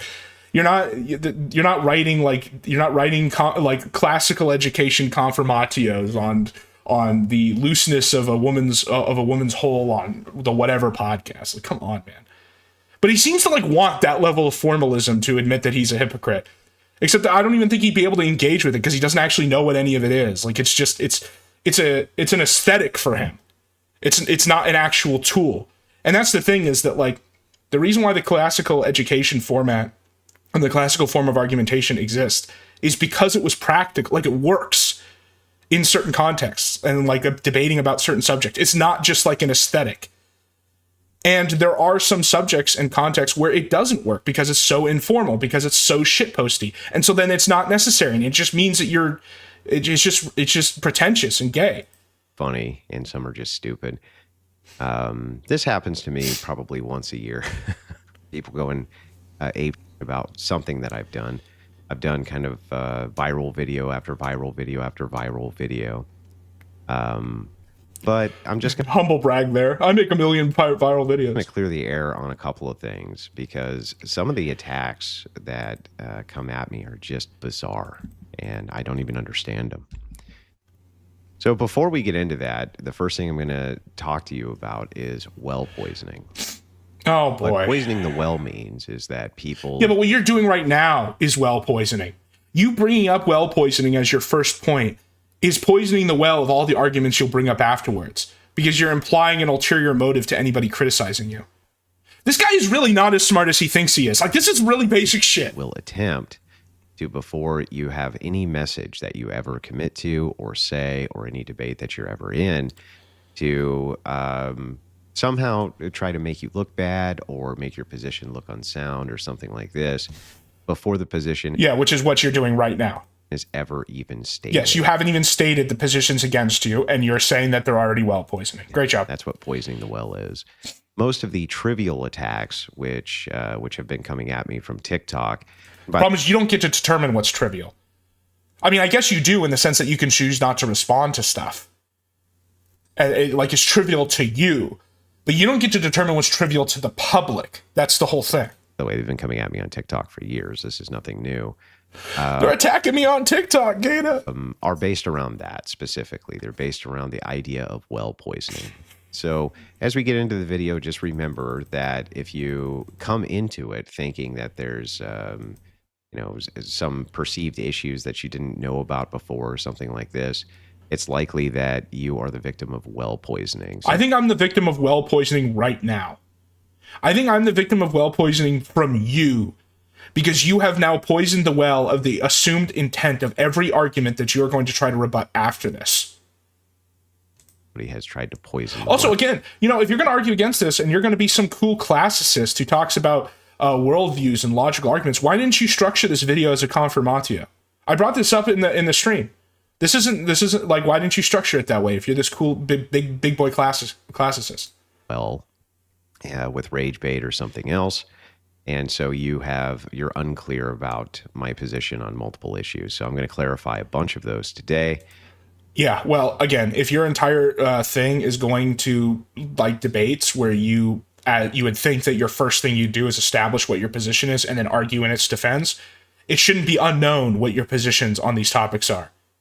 And honestly, the fact that you're admitting that these are positions that are related to the content that you make, and that they are also related to your wife in the sense that you make content about expectations of women, and therefore the expectations that you'd think you'd have for your potential wife are related, is sort of admitting what would be the initial premise of any like argument about why you're a hypocrite. You are admitting that you have positions that are part of your content that directly relate to criticism of your wife. Okay. I've been meaning to do this for a while. I didn't have time for a long time to do it, but now I do. First and foremost, for a while, it's like a week. Discuss the politics of personal destruction. Personal destruction. Yeah, and he really seems to think that people laughing about how his wife has 3 baby daddies is like a psyop to destroy his life, get him, like they're trying to silence me. Idea behind that's why he was talking so much about how they won't You know, I'll still have 5,000 viewers. That's what he said.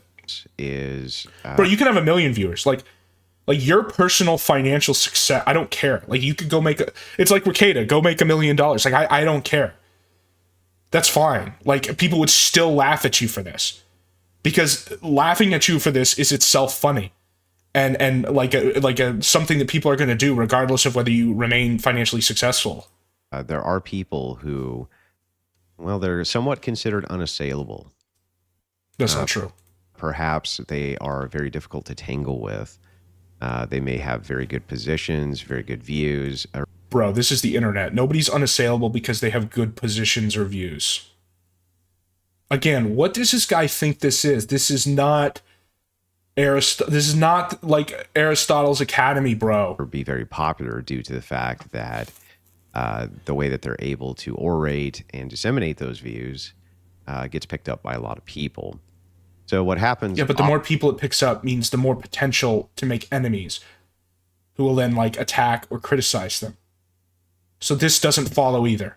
Often online and in the political... Like that's what's great about having like being like my channel with no subscribers and no viewers, is I can just kind of like just talk shit and it doesn't matter. Realm is the politics of personal destruction comes into play.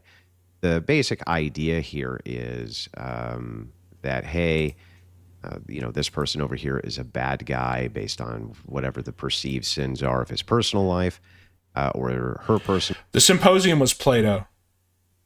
Well, no, it was Plato's Academy. It was Aristotle's Symposium. And the symposium is a Y. But yeah, you're right. I got that wrong. Life. And so they mercilessly attack those arenas because they can't actually contend with anything that person is saying. And so most of the trivial attacks... So then why would you respond to it? If you're admitting that their goal is just to essentially troll you, like you're not using that terminology because that's how dumb you are. You don't understand that this could just be a hobby, is getting you to crash out, right? Why even acknowledge it? Me are always based around this. It's always based around the politics of personal destruction. No, it's not political. Like the politics of personal destruction. How is that political? There are people on your side politically, or whatever. Well, the thing is, we don't know what your side is, apparently. That's what you're about to tell us. Often it has the opposite effect of what the detractors want. The David Wood stuff was super disappointing to watch. I really respected him, and part of me was coping, thinking this was just a retard moment. Yeah, I know. I mean, I had generally positive opinion. Like, you know, he's a good apologist against Islam or whatever. There's like little things that kind of rub me the wrong way, but now it's just like, yeah, it's over. I still think that it's worth using this opportunity to clarify a multitude of positions that people are under very wrong impressions of. The first one that we need to get into is red pill. Andrew is a red pillar, is primary. Red pill doesn't mean anything. And that's why you're choosing that as your thing here, because there is no consistent definition of, quote, the red pill. It can mean whatever anyone wants it to mean. It can be associated with any community that feels that it's like a truth speaker. And so you can now assert that ambiguity and like basically diffuse the entire point of like the entire vector of criticism. That's why you're bringing this up. Criticism that you'll see of me from various hit pieces online, that I'm a red pill content creator. Tree of Logic didn't mention the red pill. Or that I in some way represent red pill ethics or red pill anything. Red pill ethics. The opposite is actually true. I'm a Christian ethicist. I might have to save the rest of this for another day. This is so fucking stupid. And I always view debates from the position of Christian ethics. Always. Now, my audience and fan base knows this. However, people can use select clips in order to make it appear that that is not the case. I'm a Christian. No. You know what you are, Andrew Wilson? You're a YouTuber. You're a YouTuber who gets into shit-flinging fights with people about all sorts of shit, but primarily with like dumb hoes on the Dumb Ho podcast. You are not a Christian ethicist. Like, this guy really... I mean, that might be what you aspire to be. Like, maybe that's what something you'd like others to see you as that. But like it's not as simple as just declaring yourself that, and that means you can't be criticized. And he's doing exactly what I said. Is there's no definition to the red pill. No one knows what it actually means. It's basically just any community that thinks that they are truth sayers in a environment where people don't say the truth will call themselves the red pill. So of course he's going to say that's not me. I'm this. But I'm going to demonstrate for you with clips that it is in fact the case, and that I have been very consistent on this point from day one. The reason that I tangle up inside of the manosphere and red pill spaces at all is specifically. So you already fucked up your argument there, because now you've included the manosphere. What's tell me, what's the distinction? You want to get all Christian ethicists you want to get all formal about this? Okay, let's talk about this like Aristotle. What is the distinction in the category between manosphere and red pill? Maybe you should establish that right now. What are the distinctive elements that distinguish, quote, the red pill, or whatever that means, from other similar parallel communities? No, you're not going to do that. You're going to define Christian ethicists because that's what you have declared yourself, but you're not going to define the thing you are distinguishing yourself from. Because I'm arguing and debating with their prescriptions. Usually pickup artistry, sleeping with lots of women, promiscuity. Wait, is that manosphere or red pill? Because that's usually in both of them, isn't it? So there's that's not a distinctive trait. Abortion or male feminism, various things like this, which come out of some of that red pill content space. Okay, but it also comes out of the manosphere. So what distinguishes the red pill from the manosphere? So the first thing we need to do is look, and let me show you the clips. Like, can you imagine if this guy really wanted to be a Christian ethic, like super pretentious and formal about all this? This video would, well, it'd probably be just as long because it's a long video, but it'd have to be so much more boring and autistic. But he doesn't want to make a video like that, both because he can't, because he doesn't actually have any of the background to do that, but also because it wouldn't do well. Like, it'd just be a boring fucking video because no one would want to watch that shit. Will prove beyond all doubt that this is a completely made-up hoax. And this hoax is designed specifically around, again, the politics of personal destruction. Bro, people don't call you a red pillar as part of a 10-year gay op. I'm not one of these red pill PUA teachers who writes some kind of program and tries to sell it online. I'm a political commentator, a political pundit, and a political debater. I thought you were a Christian ethicist. Like, you're already fucked. How could you ever say that you craft a better society than I, as a Christian ethicist, would craft? But you aren't crafting a society. You're having a debate. My view, I'm a Christian ethicist, and I focused on politics, and specifically politics. Now, let me explain. Well, I mean, I could also get into the weeds about what does he mean by politics? Are you running candidates? Are you running policy recommendations? Like, are you actually doing politics, or are you doing political philosophy, which is just talking shit about politics online, essentially?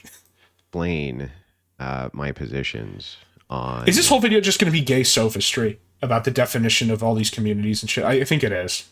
Red pill, and explain my positions on the manosphere in general, as though my audience knows all of it. He's against red pill term because he wants to be viewed as a serious person. That's it. Yeah, exactly. But that's why I keep like attacking him in all of these like really stupid vectors of like formal logic and stuff. I don't want to do that because it's boring.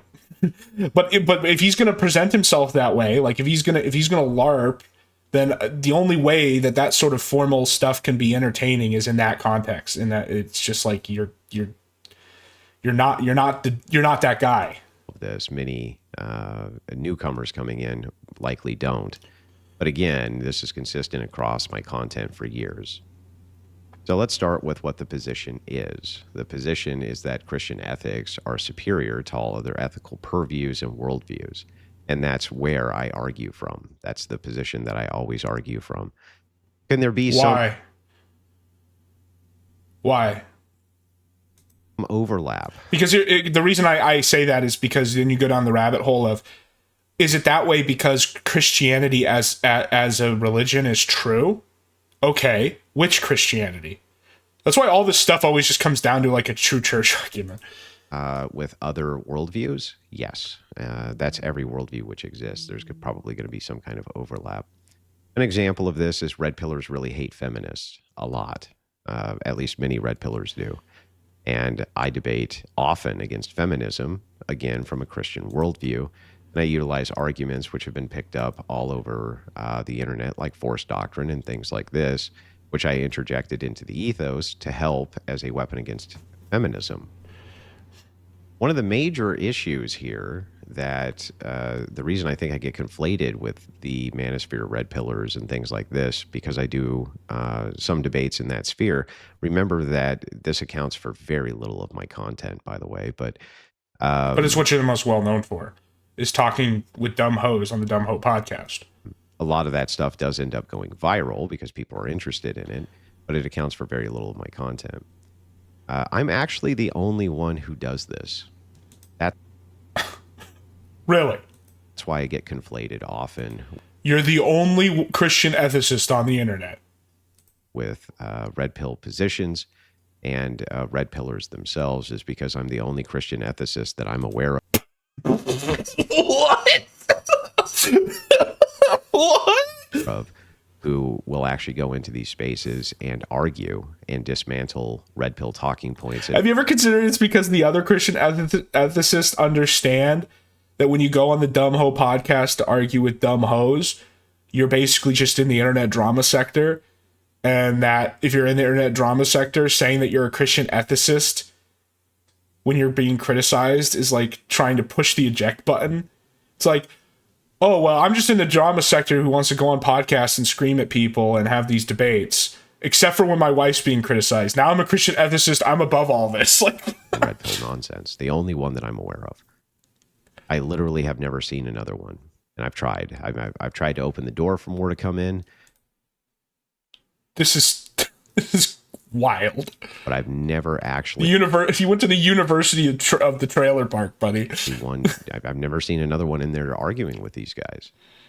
So the way I got involved in this, you know what I'll have to say? When I called into House's show and we had that we had a little debate, or that wasn't a debate, but we had our slap fight over the coins and everything. That was actually me being a Christian ethicist, guys. And Andrew Wilson here, he's saying he's the only Christian ethicist, but he's not. I'm a Christian ethicist, and he's suppressing me. And you know what? Him not calling me out at 200 subscribers is actually the politics of the politics of personal destruction, okay? And he's applying force doctrine on me by not counting me out. Space to begin with was, a lot of these red pillars and various people like this were kind of getting brutalized by, the Matt Walshes of the world and this and that. They had a kind of brutal fight. Yeah, what about Matt Walsh? Matt Walsh is a Christian. And he debates like random popular weirdos. Like he made the "What Is a Woman" documentary. Is he a Christian ethicist? Going on back and forth, and most of them would not step into the arena on the Christian ethicist side in order to combat the side that you've invented. This side and this distinction that you've invented for the purpose of this video. These talking points in order to combat any of these worldviews. Why did you make this video? What is the purpose of this? Do that. And so as a side effect of that, I was able to earn the respect of many of the red pill content creators. That's true. But and so maybe they're criticizing you. That's how it goes, man. Like the worm eats itself. Because they agree with my positions. Rather, it's due to the fact that I come in with logical arguments. I'm just so smart. I'm too smart for the red pill community. And so they suckled off of my billion IQ teat of formal logic that I don't know anything about. And utilize Christian ethics and battle their worldviews. And how does marrying a 3-baby daddy perennial trailer trash hoe help us win the Christian ethicist worldview war? Managed to change a lot of minds about this particular worldview. And they know maybe you should apply the ideals of Christian ethics to your wife. And so, it's when you battle with people for long enough, often you end up earning their respect. It's a side effect of this. But I have never been, nor will ever be, a red pillar. I'm a Christian ethicist, and all the proof is there for anybody who wants to actually look at that hoax as well. Another very common attack that you'll see levied against me and you'll see it in the titles of almost all of these videos, is alpha male does X, and then it has me, or alpha male gets. So what, you're going to say you're not an alpha male? The Andrew Wilson gambit. I'm a beta bish. Therefore. Destroyed, and then it has me, or alpha male does this, and then it has me. But this is a caricature. It doesn't represent me at all. I've never claimed those are video titles. They're clickbait. That, like, what is this? Thing like this, but not only that. Okay, sorry, dude. Sorry, you're not an alpha male. You're a beta bitch. What is he gonna say? Watch him be like, I'm actually a sigma male. I had a very famous interaction with a gentleman named Wes Watson, where I gave a complete and total and thorough debunking of materialism, where I rejected materialism. I destroyed a total, complete destruction of materialism to Wes Watson. Crazy meathead guy. Rejected this idea of alpha. What is this? This is so dumb. What? How does this guy say stuff like that with a straight face? It's just like, I totally destroyed materialism to Wes Watson, therefore I'm not an alpha male. Nonsense. My definition of success is having a family, having children, and being part. Oh, okay. Wait, no, he just won right there. If his version of success is having children, so then no wonder he married his wife, because his wife has had so many children. Part of the apparatus of the world, and true wealth is a rejection of materialism. As Christ said himself, what good does it benefit a man to gain the entire world at the cost of his soul? And essentially, when I think of wealth, I think of materialism. It's okay to have materialism. It's not against Christian ethics to become rich, become wealthy. Well, the problem is you're conflating. Dude, this guy's giving me an aneurysm. Materialism is not just having money. That's materialism in like a rapper sense. When like girls say, I'm so materialistic, so I care about my makeup and shit. That's like the colloquial usage of the term materialism. When we're speaking about materialism from a philosophical standpoint, which is ostensibly what you're trying to do here, what it means is a worldview where only the material exists. Not that we value wealth, but that from an ontological point of view, only the material exists. There is no unseen world. There is no non-material like entities or objects or anything. It's not just that you value wealth. That is like how a teenage girl uses the term materialism when they criticize their friends for spending too much money on clothes. Oh, you're so materialistic. If you're talking about this from a philosophical point of view, you are asserting that the only things that exist are that which are materia, like the category of materia in Aristotle.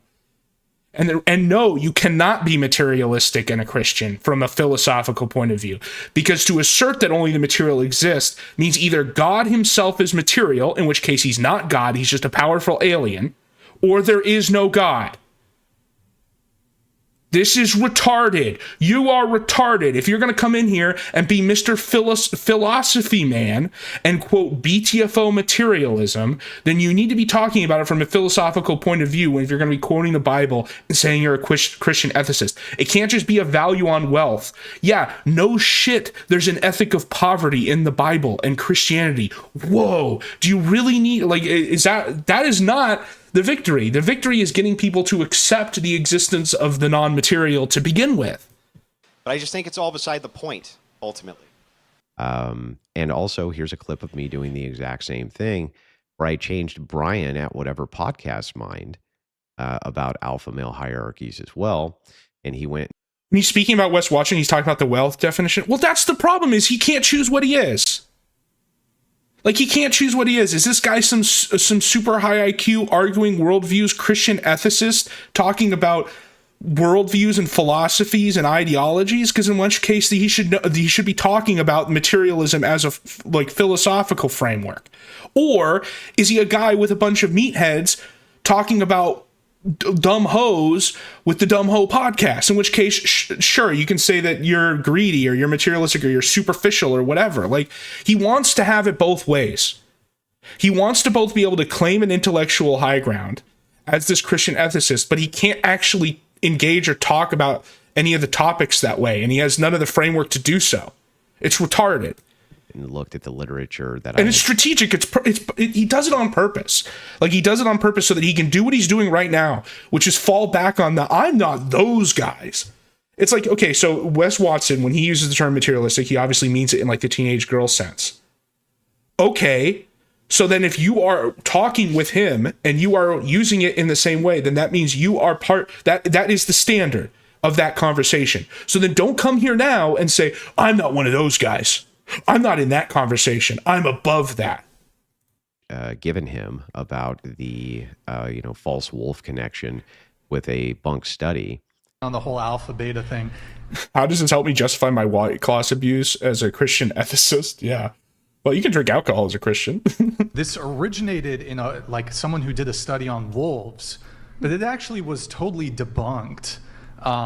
There's more nuance to this whole the categorization in wolf packs, for example, than an alpha. Yeah. Are they really dismantling the alpha thing? It's not so easily broken down into just alpha and betas. So No fucking shit. Are you serious? That's why it was a joke. That's why the Sigma male thing became a joke. Because obviously, somewhat helpful a little bit, but. And I've always claimed that alpha hierarchy. Is this guy autistic? Like, that's what this comes across to me, is he can't separate. He just doesn't he doesn't understand where he is. Nonsense. So the idea of like alpha male does this and that's all clickbait. Not only have I never. This guy doesn't understand the difference between mean and mini. Really? Presented myself that way ever, but it's a caricature which is used to attack me instead. Yes, they put it in titles because it's it's clickbait titles. Because I don't fit any of those boxes. I'm not like a gym nut or overtly aggressive or various things like this. I'm just not. I can be aggressive in debates sometimes.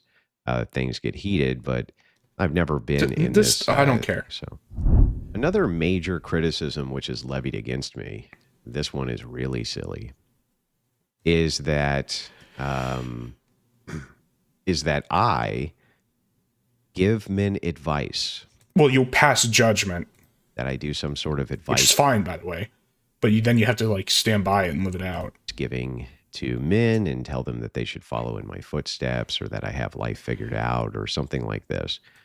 Bro, you just had a section here saying that you're a Christian ethicist, which means that you argue for the Christian worldview. Are you now going to say that you don't say that people should live under the Christian worldview? Even after just defining yourself as that? I understand where this criticism comes from as well. This criticism is levied because many people who are in the manosphere space run various advice courses and pick up dating courses and various things like this. Of course, most notably, Andrew Tate did something similar to this. I don't know. No, what they expect is that if you're going to argue, if you're going to quote argue for the Christian worldview and the Christian system of ethics, that you also tell them how that works practically. It's a pretty understandable next step. Is okay. I agree with you. I agree with you, Mr. Wilson. I believe the Christian system of ethics is superior. How do I live that way? Well, all the details specifically, but it's a very common thing. And so because of that, there's a natural assumption that I must be doing the same thing, that I'm trying to... Yeah, there's a natural assumption that you're not a hypocrite. Yeah. Teach men how to... That if you believe that this is the correct system of ethics, that you would live it out. Yes. It's a pretty understandable assumption, especially because your system of ethics requires the belief in a system that makes demands upon your life.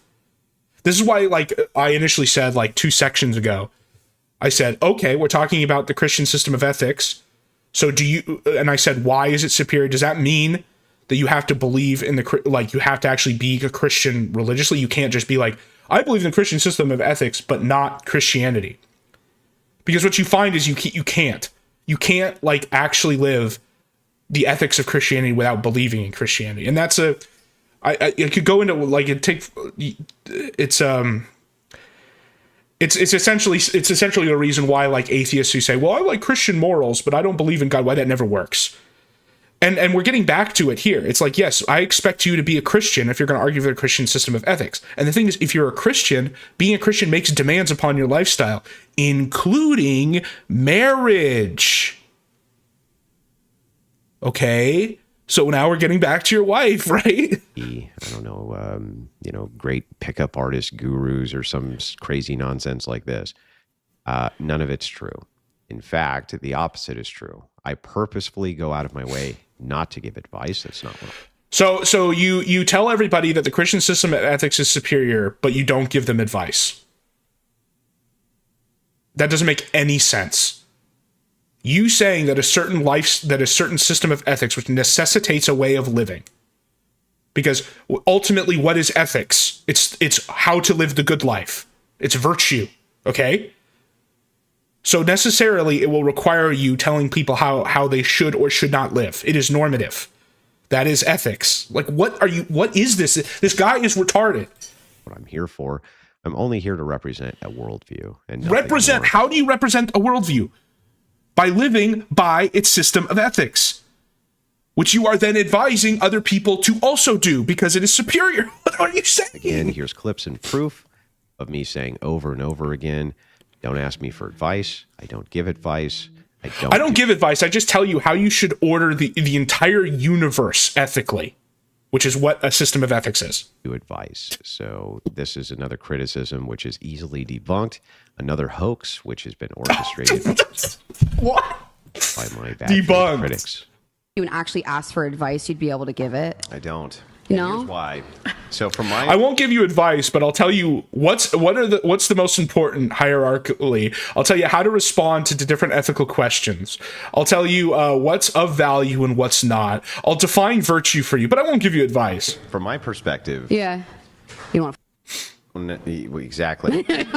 Well, it's not just they don't want to their life, but I think that unless you intricately know a person's situation from the inside out, and it takes a long time to do that. Yes. To really get to know a person, that any advice you give them is likely going to be bad unless it's basic. The reason... Yeah, so then give basic advice. Like, live a Christian life. Whoa. So I'm very cautious about giving advice to people, and here's why. Okay. The first reason I'm very cautious about giving advice to people is because I think it's actually mostly irresponsible unless you really know a lot about that person's personal situation, their family dynamics, So there isn't one truth then? Like, what are you saying here? You're saying that there is one set of ethics that is superior to all others. I assume superior in all circumstances because it is, quote, the truth, big T truth, which is the Christian assertion. But I need to know everything about a person and the circumstance might change. Based off, so I can't give any advice. It's like, yeah, you need to know about a person to tell them whether they should buy a new or a used car. Never buy a new car, like stuff like that, like really like basic stuff like that. But to live go to church, like live a Christian life, no, you don't need to know a lot about the person if you are going to make big claims like that. There is one truth. Income, all sorts of different factors that I could actually give you advice that would be detrimental to you. What age of men do you give advice to, Andrew? I don't give advice to men. Now, I wanted to cover as well that I have never strayed away from my message. Again, hostile environment after hostile environment, and I have been in them, doing debates and battling with people for... Let's say all this is true, this part. David, the fact that you have to make this section of your video where you say what your real message is, and that it wasn't apparent up until now, after 3 years of doing this and constant debates and attempts, sometimes successful at virality, means you have failed. It means you suck in the sense that you're incompetent. People should know what your real message is by now. The fact you think you need to say it is really telling. And this is why, like, a lot of people don't like you, because they see you as a two-faced snake who conforms to positions or forms of argumentation in a purely strategic manner. And the way you're talking about ethics in this video, where it sounds like you believe in the ethics but not the basis of those ethics, which is the actual being an actual Christian, belief in God and the Christian life, speaks to that even more. For years. So there's nothing new on this particular front. But again, the idea that that I have some changing message or something like that is just silly. I've always stayed on the same exact message, which is to battle these people from the viewpoint of Christian ethics. And so I'm usually on the pull point saying, no, all this stuff is bad. And what they would have us do is leave ourselves at the mercy of having these things kind of go unchallenged and unopposed. And it's due to the fact that I oppose no one wants to these various degenerate things such as prostitution, H sexuality and other So if you met a prostitute, would you tell her to stop being a prostitute? Because that's advice. Yes, you would, because I've seen you do it before in these debates. Okay, why would you tell them not to be a prostitute? Because it goes against Christian ethics. Okay. Things like again, this is why the whole advice thing doesn't make sense. Such consistent and constant attack from both the left and then the kind of weaker Christian factions who refuse to engage at all in any of these spaces, and thus leaving them completely unchecked. The next criticism. Also, isn't this guy Orthodox? I've heard somewhere that he's Orthodox, because that gets into a whole nother problem of him claiming to be a Christian ethicist. Because usually, like Catholicism and Orthodoxy are very stingy about lay evangelists. Essentially, is that they usually don't like people coming in and talking about like Christian, like theology and stuff, unless they're clergy. Because if they basically want you to actually know what the fuck the position is, so that you don't end up like Andrew Wilson, essentially. And this one is probably the most amusing for the Crucible audience and for me. The thing that I have been most attacked for years has been the fact that I have stepchildren. This has been for years and years and years. Well, him divorcing his wife 3 times is a different thing. I'm just talking about where does he think he gets his authority to be a public Christian advocate? Like, has he asked his priest? Is this his vocation? The attack is. And that's not going away. That's always been the primary vector for the politics of personal destruction, because I am conflated as being a red pillar by laymen who aren't familiar with my content. This is the primary mode of attack. And the goal of this is to try to turn certain audience segments against me, because... or the goal of the attack is just to laugh at you and call you the stepdad who stepped up because it's like a joke.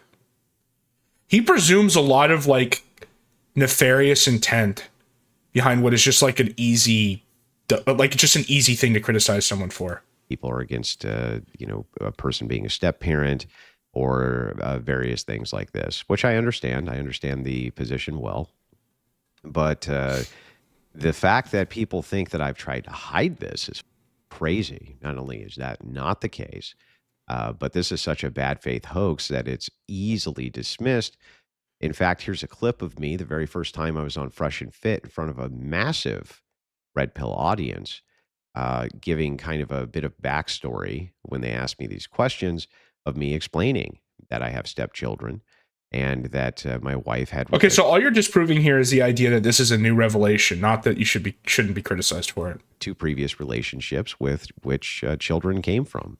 I met my wife. My wife had children from her basically high school sweetheart. Okay. And then she was married in Chad. Say his name. First. And I was like, I don't know if this is going to work out. Yeah. But same thing. She completely devoted her life to me. Yeah. Except for the life before you, where she devoted it to 2 other men. How does this guy get away with? How do people not clap back at some of the shit this guy says? Like immediately, like that would be the immediate thing you say. It's like, but she didn't devote her life to you. She devoted her life after her life to you. Like, She's been fantastic. Now, did you come with kids as well, or no? No, you didn't come with children. And people always, I get a lot of shit for that. Yeah. But what's funny is it's not a contrary position to understand that there's going to be outliers who are single moms. Yeah. But still. Yeah. And why are you the outlier? Having the general rule that you probably shouldn't date single moms. Yeah. Still true. Yeah. I think we can agree. Yeah. So you're the exception. Well, this just goes to the hypocrisy. The gray area on certain things in the RP. And see, I don't know if the audience has noticed that, right? Because a lot of people that watch like lack critical thinking skills. Like, he's just told you, yo, typically this doesn't work. It doesn't work. There's outliers though and everything. Yes. In this, Well, how lucky are you to be the outlier by your own self judgment? That's great, situation, man. right? In general practice, And that totally makes you the ideal guy to come out here and send this message. probably shouldn't get married to a woman that has children from another relationship. However, Andrew was able to make it work, and it's you guys been happy. Well, we don't know. Apparently, it hasn't made it work because it's like there are still problems, you know. For a while, so hey, it is what it is. But for the And the fact she came into that call and took it over, like, shows that you're not living, like, you don't have male headship. masses, it ain't gonna work for most people. Look, man, and he even admitted that, and it's like people still talk. So it's like, all right, I tried it. It didn't work for me, but it works for him. Yeah. So yeah, I don't even know where this attack comes from, but it's completely bad faith, and it's a total hoax, and it's completely made up. Hoax. He likes that word, hoax. Now, oftentimes when I'm on shows, people will send in like super chat trolls and things like this, which I'll ignore or dismiss or say I don't know what you're talking about. Yeah, I mean, you're longhoused. You've been tricked into thinking that this woman who breaks all the rules of advice that you would give men, that you would tell, like, if there was a woman with the same profile as your wife, that wasn't her, but had all the same history, you would say, no, this is not someone you should marry. But you have been convinced that it's okay for you because you're longhoused. Like that's why I put that as the title, because that's what this comes across as. Because they're trolling. You know what I mean? They're trolling. Well, I'm glad he admits that most of the people saying this are just trolling, because that's true. This is no secret, and it's never been a secret, and nobody's ever attempted to hide it. What's to hide? Now, another big criticism, the idea here is that Andrew Wilson is a hypocrite as he attacks single mothers, but married a single mother himself. Your wife has 3 babies. You do more than attack single mothers. You tell women that they should not become single mothers, and you tell men not to select them, which you do. And has been married on the whatever unlovable Argument as why would I be attacking single mothers if I married a single mother? It's the stupidest thing I ever heard. But just to give you some actual clips and insights here, right, so that you understand. Here's some clips of me talking about this in depth on these various programs with single moms. I don't attack them at all. If a person but do you attack single motherhood? That's different. You can be personally nice to someone who's a single mother because you're not trying to attack them personally, but attack the idea of single motherhood and advise men not to encourage that behavior, which you do. It's a terrible position, right? Or they're advocating for some sort of evil degeneracy. Perhaps prostitution, perhaps stripping, perhaps any number of various... Isn't getting divorced 2 times and having 2 baby daddies degeneracy? Because that's the other thing you haven't been clear on. Because at first, when you first entered that Spaces, you said, yeah, we were degenerate, but we got better. But then your wife, who obviously didn't want to concede that, made the tweet and then again said in the call, no, I had 3 trad relationships, which is contradictory. Degenerate acts, which people tend to engage in and then move into the justification mode for, and then say those are good things or society should be moving towards these types of things. You accepted it. You are moving society towards single motherhood by accepting it. That's like the whole argument here. I will definitely attack those positions, and often brutally. That's the purpose of debate. But to say that I attack women for just being single moms is insane. So you don't attack the concept of single motherhood, or you do attack the concept of single motherhood, encouraging single motherhood, but you would never attack a single mother. What? It's never accompanied by clips of me doing that. Instead, you'll only find clips of me attacking positions. Yes, and you married someone who accepted that position. People often, they think that you're attacking them based on their situation. Yeah. When you're not really attacking them based on their situation, you're just explaining the distinction in risk assessment. You're like, okay, now he's going off a whole nother go. Look, if I'm going to advise... Okay, and now he's about to say advise. What happens if you don't give advice, bro? Somebody, if I were to tell a man, right, is it a good idea? Oh, I thought you didn't give advice. Now you're talking about if you were to give advice, how you do it. Well, again, if you were to advise a man not to marry a single mother, then why did you marry a single mother? You're literally destroying your position right here. This is exactly, you're explaining exactly why. To get together with a single mom, if another choice was viable, the answer is definitely no. But not for you. So you could advise someone else that, but you couldn't advise yourself. So you don't have self-mastery. So why the fuck should I listen to you? And what happens is, because they're in the situation where they themselves are a single mom, they see that as an attack. But it's not an attack. No, I'm attacking you. Like, that's the point here, Andrew. We're not attacking you because you were mean to single mothers. We're attacking you because, as you've just illustrated, if you were to give advice to a man regarding whether they should marry a single mother, you would say they shouldn't, and you did not follow your own advice. If you cannot follow your own advice, then it calls into question your ability to give that exact piece of advice. Oh, but you don't give advice, except for when you just said you did. Just showing, look, this is what is true. It's not the So it's true, and you didn't follow the truth. Got it. case that it may be true in your situation or anybody's situation, but there is like a statistic here that we can look to, that we can make these kind of general determinations off of. But you didn't. So we can make a general determination, and you did not follow the conclusion of that determination, but you expect others to do so. Based on outcomes.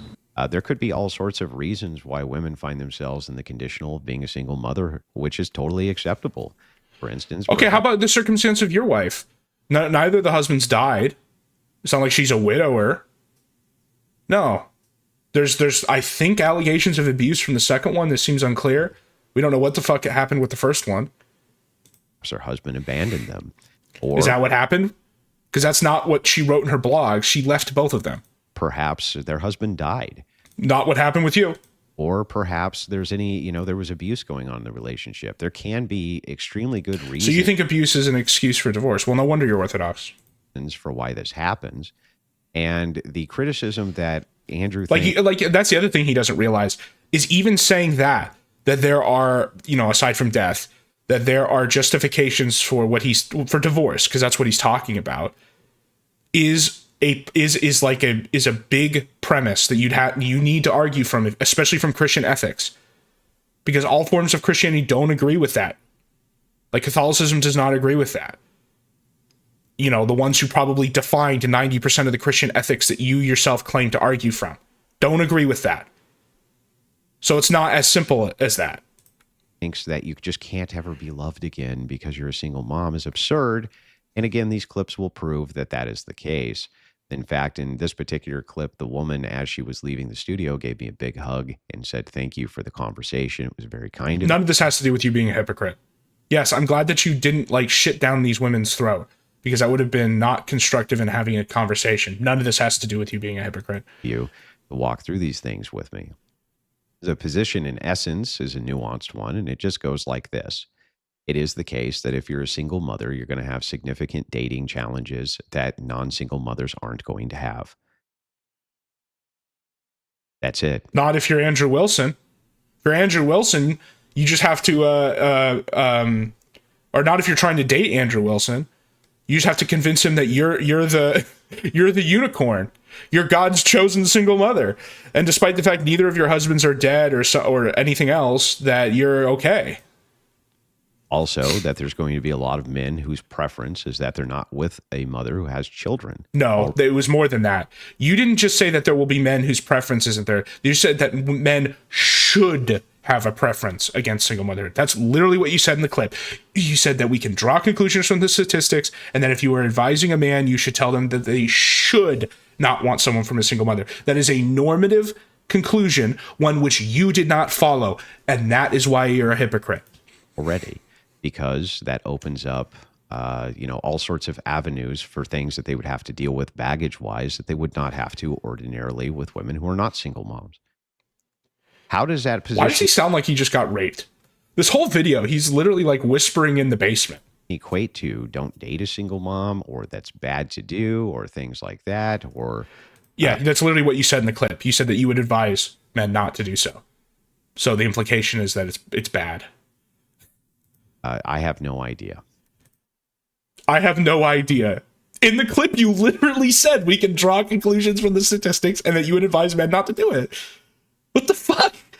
Because whether or not in 2025 I would say I recommend it, would have nothing to do with the bearing on the fact that there's plenty of Well, so you're just going to evade whether you'd recommend it even after you just said that you don't in the clip? good women out there who are single mothers who are in that position. Yes, and you just happen to get one, right? How convenient. Not through any fault of their own. There's also a lot who are, and those are the facts. So for me to give the basic position and the obvious position, which is that it's going to limit options. That's not the position you made in the clip. Or at least that's not the only position you made. You said if you were to give advice to a man, you would tell him not to marry a single mother. And then you said, you cope further by saying that not all single mothers are the same, which of course is true, and then listed some excuses of which your wife does not fulfill most of them. Inside of your love life, I don't think is anything which is newsworthy or newsworthy. Bro, this guy thinks he's like one of the bishops at a freaking theological council or some shit. I keep making reference to like the Disputation of Worms and stuff. Like, it's just so gay, dude. It doesn't have to be newsworthy. It's just like a very obvious point of hypocrisy, and people are going to shit on you for it. And you literally make it go on longer by making gay raped in the basement ass responses like this. No, I don't think that take should break the internet. It's pretty obvious. No, break the internet, bro. You're not that important. I'm sorry. Obviously, it's like Rich coming from like the sector sewer, where me and Mr. K are fighting over a time slot for like 30 people or some shit. But my point is that like you're not going to break the internet because Andrew Wilson is a hypocrite. Okay, you're not that important. And you said it yourself in the thing. It's not like your viewership is going to collapse overnight, which again was telling about what you actually care about here, which is just that. And by the way, as a step parent myself, who would have more kind of experience to speak on something like that than me? Or yeah, if you were giving advice on how to live as that, but you don't, you make normative statements about the way things should be. My wife, having been in that position herself to speak on those issues, of course she's going to speak on those issues. Yeah, and every time she's coped about it and contradicted your own copes. Like when you said at the beginning of the spaces where you're like, yeah, we were kind of degenerate before, but we learned. And then she said, no, I've had 3 trad relationships. And speak on them from experience, as well as with... Also, your woman. Also, if you're Orthodox, you should not have your women be speaking on faith and morals publicly at all. Like that's pretty consistent part of Christian ethics. And data and things. Like, why don't you just go become like evangelical? Or, like, if you want to be this like husband-wife team where you're in a partnership, not a marriage, then just go be like evangelical or something. Like this. So this is an absurd attack, and it's a hoax attack. It's complete nonsense. This isn't what I do at all. I don't sit around and berate women because they're single moms. I will definitely go after women's worldviews if they're advocating the single mom. Go after. It is some type of like good conditional that you should be trying to. So your wife is not in a good conditional. You chose a wife in a bad conditional. Would you advise other men to choose a wife in a bad conditional? No? Then why did you? Towards, and yes, I'm just repeating myself. I feel like we all get it. It's just who say that because they're insane. But it's never been my position to do that. That's absurd. And if I'm lying, show the clip. You just did, honestly. That's the funny thing. You just showed the clip. Like you did. You can't because there isn't one. And the problem is if you have a nuanced position, in this case, my nuanced position is that you're a gay retarded cuck who thinks that he's a lot smarter than he actually is. It's like the Sargon debate. Like, you're not as smart as you think you are, Andrew Wilson. That's a really tough fucking place to be. And that's why you're here giving a raped in the basement ass whisper response about being the stepdad who stepped up. Position is, look, this is going to limit some of your outcomes, which is completely reasonable to say that somehow that means you bad.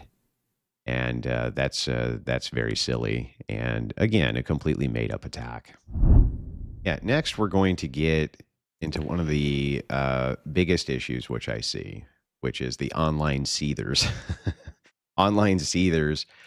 And let me explain how this works. So in the position that I'm in, I think many people, well, not many, but at least some people, they think that I came into an audience somehow by accident or Interesting. Well, wasn't there some arguments about that? Or lucked into it or something Well, like that. There's always luck at play. Like, that's just the way it works. Yes. But I'm going to tell you, it's not all luck. That's cope. People are like, "Oh, you should have a bazillion like viewers or whatever. It's just luck. I'm making all." That's just cope. There is an element of luck, but ultimately you do have to actually make good stuff. Actually happened. What actually happened is that I'm a high performance debater. Very high performance. I'm a high performance debater. And I'm a high performance entertainer.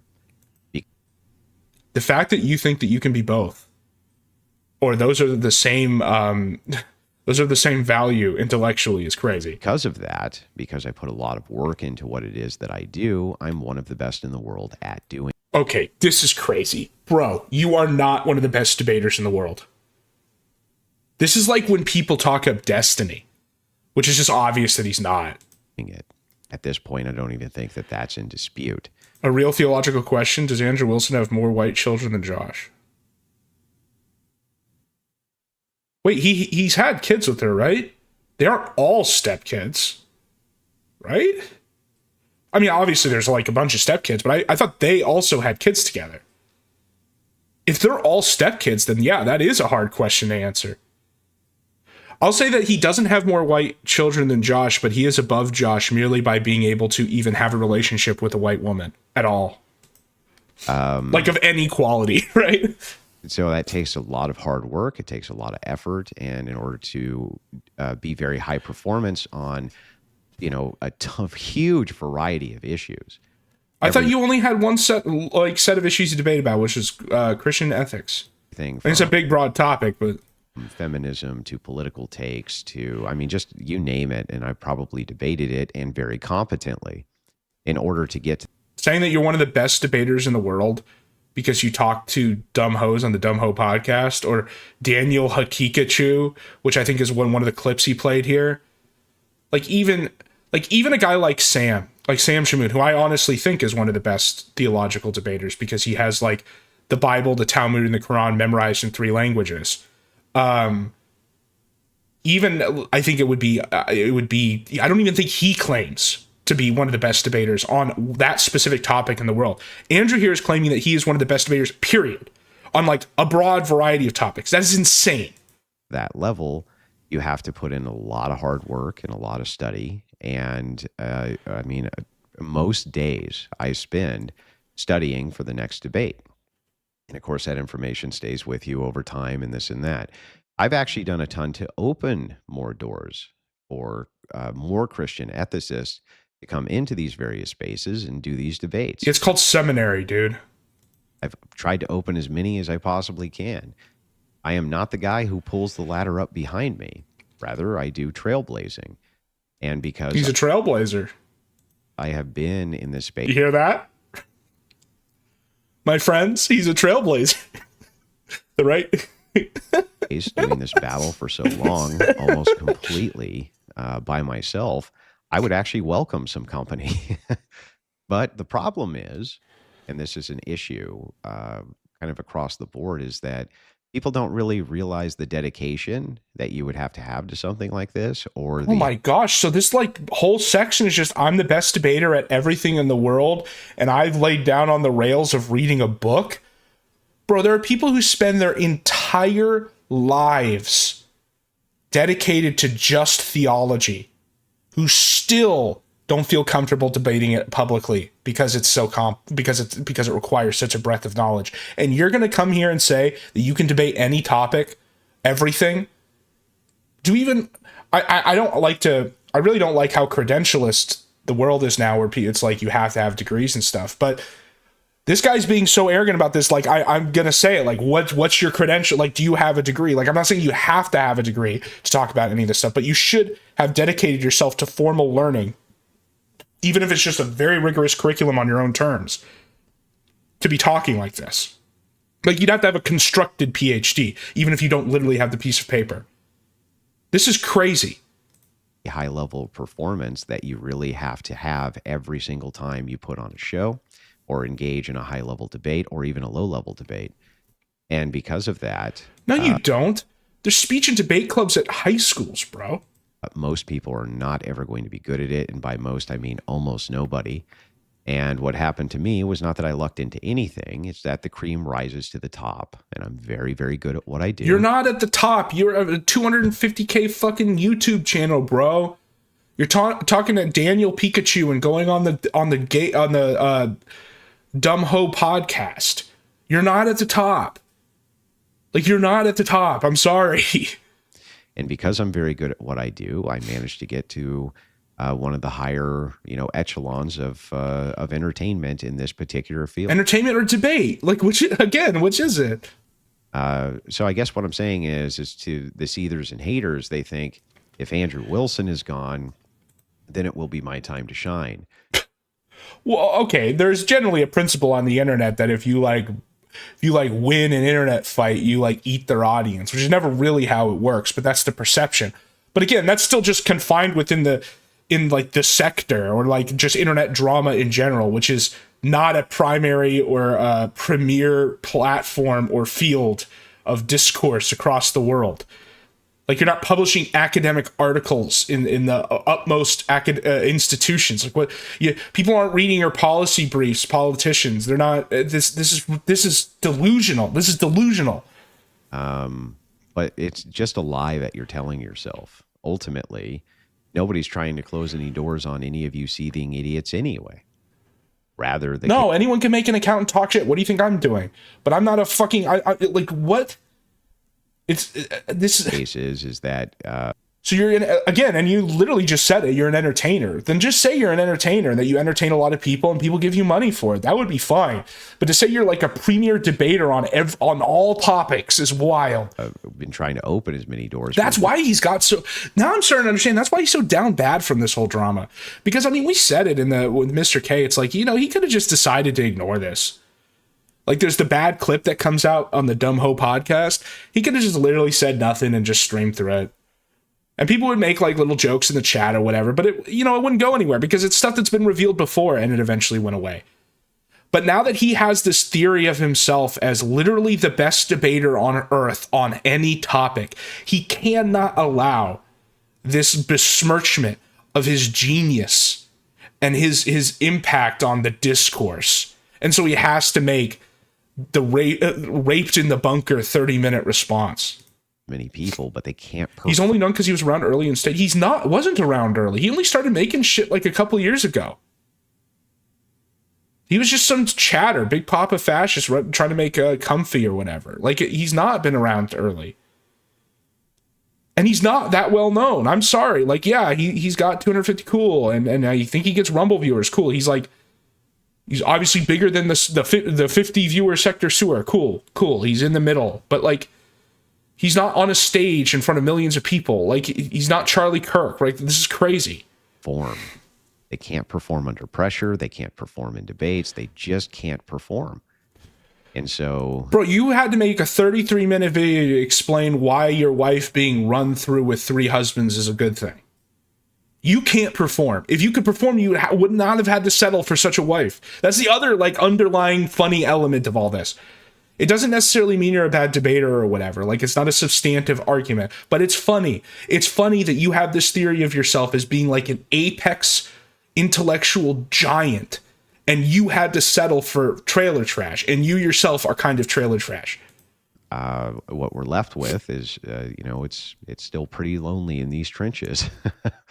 But that's one of the reasons that I have so many haters and seethers is because they're failing. Anyone at any substantive size has haters. It's not because you're a genius. It's not because you're special. I talked about this last stream.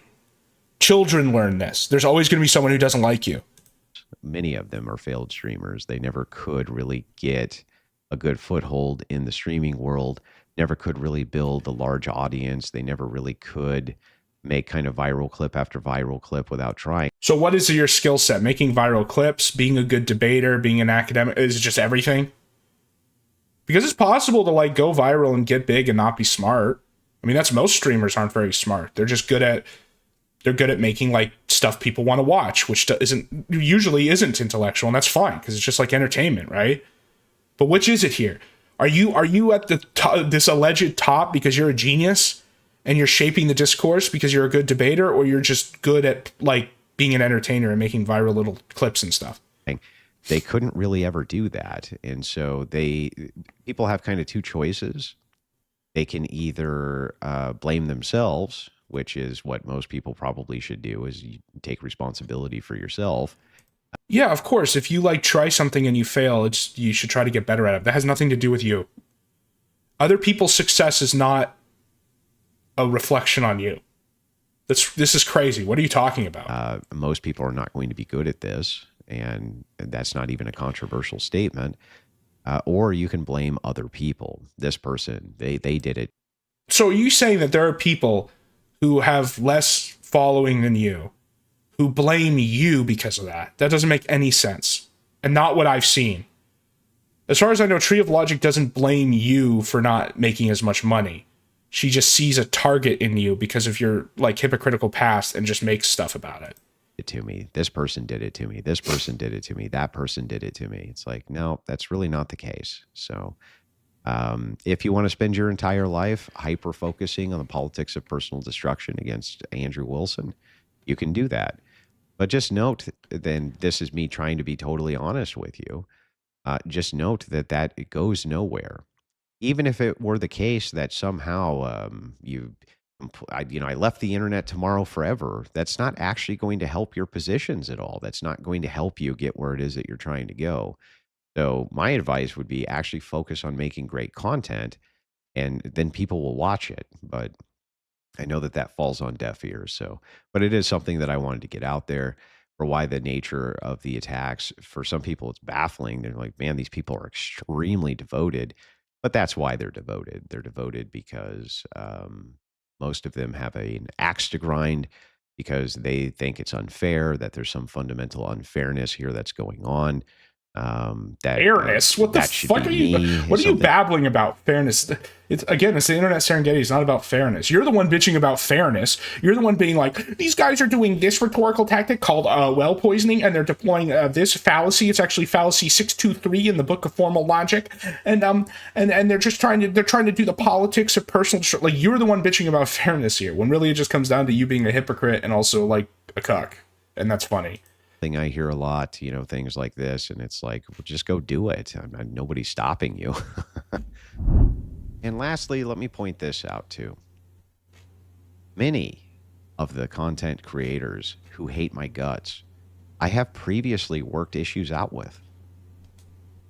Many times I've worked issues out with these people and never spoken about them again. And then when they feel like the opportunity is right, they begin gunning for me again. Because these people were never there to work out issues. They don't care about what's true. They don't care about what's false. They don't care about any of that. They only care about one thing: get the Wilsons. Now, I understand that, and that's going to be a This guy really thinks that he is like Charlie Kirk level, that people are trying to take him out because he's changing the world.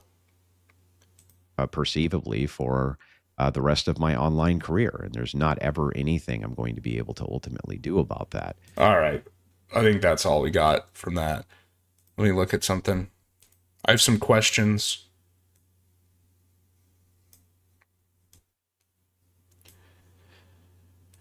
All right, idealized Halo game. It's over. I'm sorry, I don't have an idealized Halo game. They did the 3 games. They told the story. It's over. I just have no hope in them ever making like a new storyline that's good. If Bungie had kept it and didn't become what Bungie became, I would want them to have a totally new character and it'd be a totally different thing and like start from the beginning, essentially. He mentions Eventual Venom's Halo 2 Uncut, which is really ironic because I'm literally been playing through that like the last few days, the Halo 2 Uncut. It's not perfect. There's some stuff that it's like, yeah, this probably should have been cut. There's like weird pseudo boss fights that don't really fit. But for the most part, it's good. The problem with Halo 2 is Halo 2 is the best written. Like, there's the most going on as far as like thematically and in the writing. But the campaign is just, I mean, there's good set pieces and stuff, but it's just not balanced. Like, the game is not balanced. Like, and they admitted this, is they had to ship it out. And so it's kind of painful to play through. And it's not just the sniper jackals. It's a whole bunch of shit. It's just not balanced well at all, and it makes it really frustrating to play. Halo Reach has the best Halo campaign. No, well, not from a writing perspective. The Halo Reach novel is so much better than the story that they told in the game, and it's really disappointing. As far as like gameplay wise, yeah, the campaign is pretty good.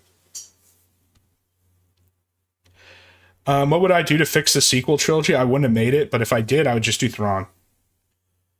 The Thrawn books are not perfect, but there's just such an easy blueprint. I don't know why they didn't take advantage of it. It's like the lowest effort way to make something interesting. Thoughts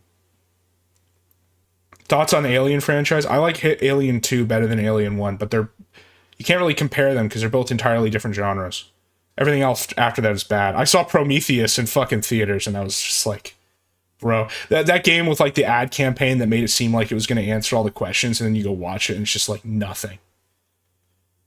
Am I pro Scub or anti Scub? I'm obviously anti Scub. The elements that Scub introduced into both the game and the universe not only were unnecessary, but were by their very nature malicious. And people don't like to be conspiratorial about Scub, but ultimately you sort of have to. It wasn't an accident. It wasn't just incompetence. Scub was put into the game specifically to change not only its nature, but also the fan base because they hate the Grognards.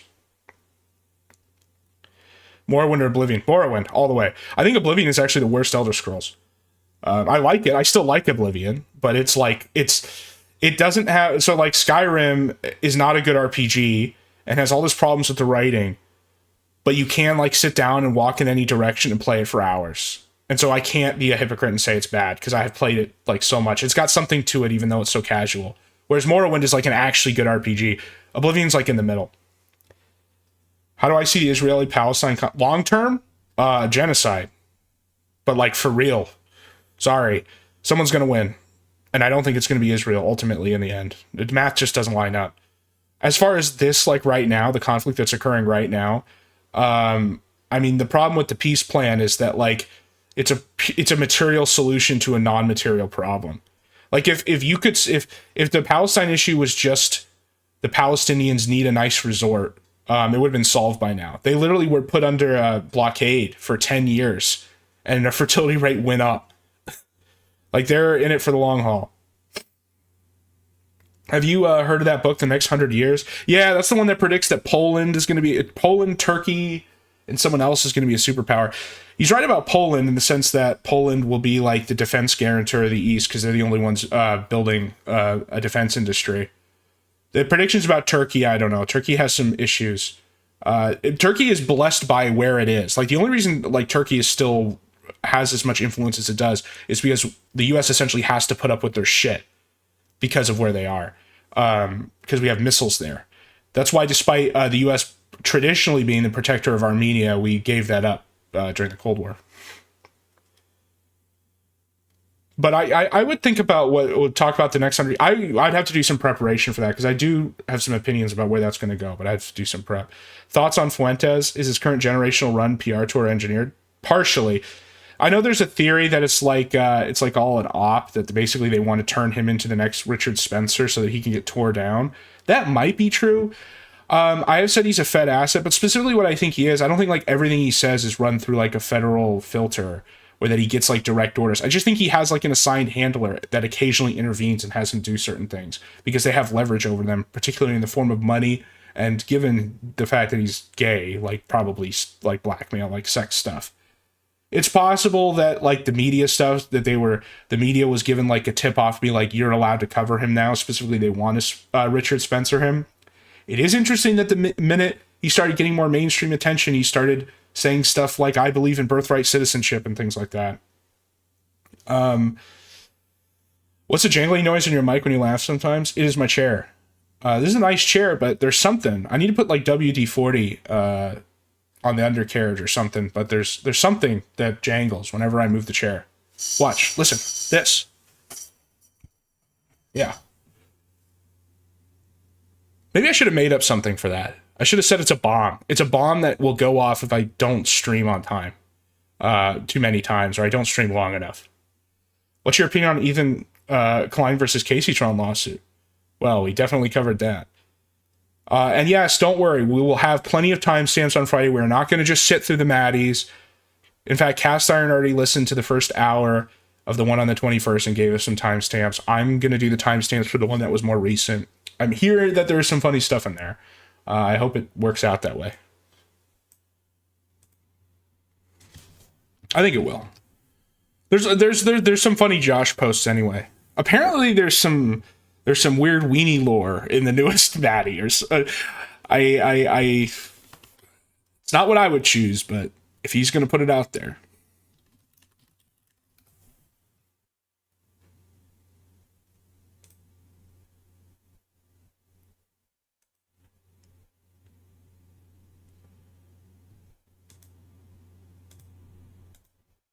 Play, damn you.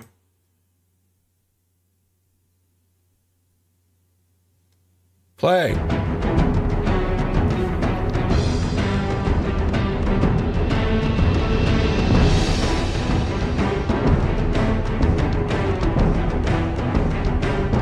Yeah, I played the clip of the guy trolling Hassan.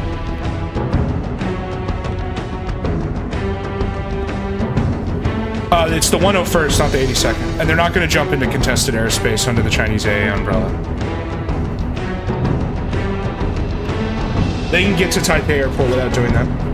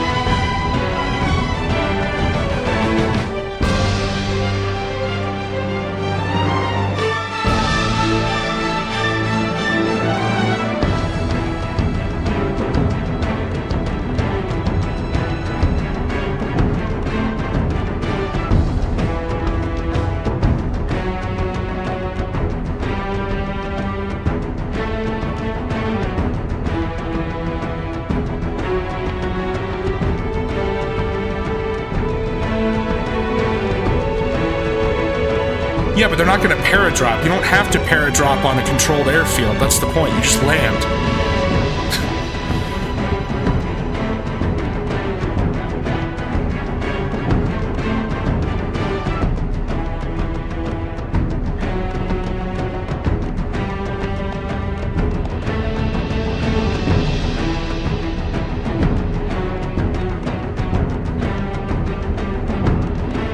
No, they're just going to land and hold it. The reason you use paratroopers is just because they're always on call. They're always ready to go somewhere, like within 24 hours.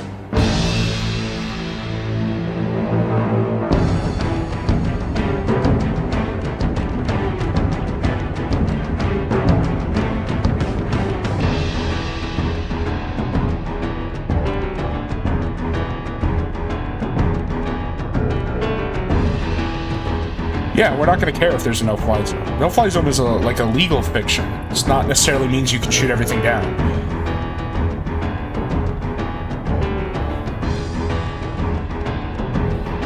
It's like the same thing over Venezuela. We said a no-fly zone there. There's still planes.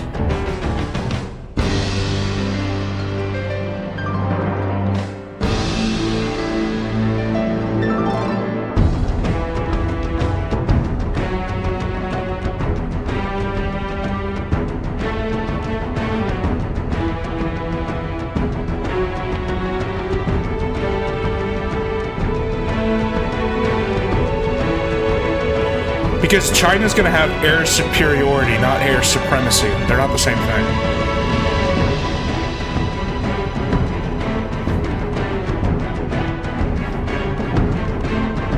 They're not going to be able to literally shoot everything out of the sky. That's what supremacy is.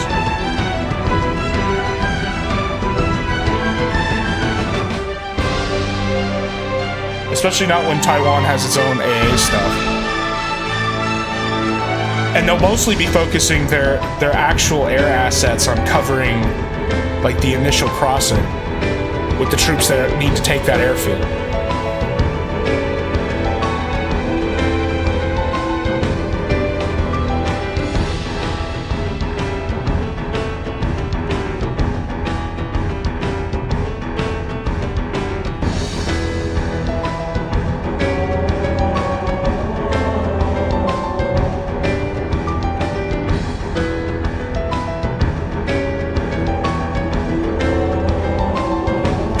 should get Josh to cover this. House is sometimes in this chat. We should send House in there to ask him what he thinks about a potential U.S.-China war.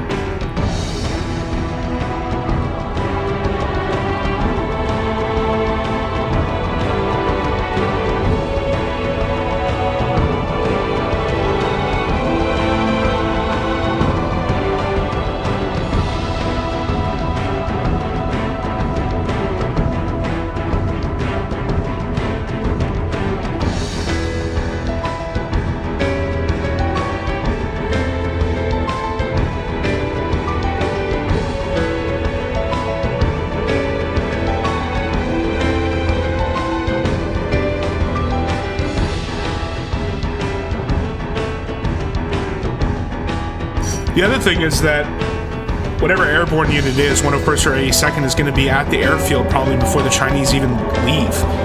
Because any operation like this, you're going to see at least 3 months ahead of time in advance. That's like the problem. But the minute the U.S. starts moving troops there, then it starts. Because then you have to go right then and there. So there's going to be a window where you're going to be able to get at least like that unit in. And then they have to hold it for 72 hours, like I said, before air superiority can be reestablished.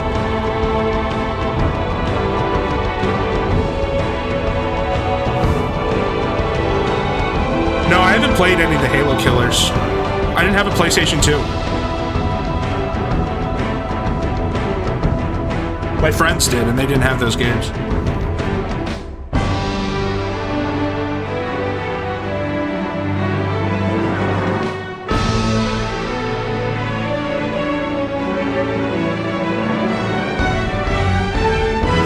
Yeah, and the minute the U.S. deploys the Chinese, exactly. So we'll be able to get one like small unit in, because it'll also take us like a while to get anything there. And the 82nd Airborne and 101st are on 24-hour watch to be able to go anywhere in the world in like 24 hours. So the minute we detect that there's going to be something, they'll get sent over, they'll get through because the war will not have started yet, and then China will go, and then they'll have to hold it until we can reestablish air superiority, which they think will only take 72 hours. The question is how true that is.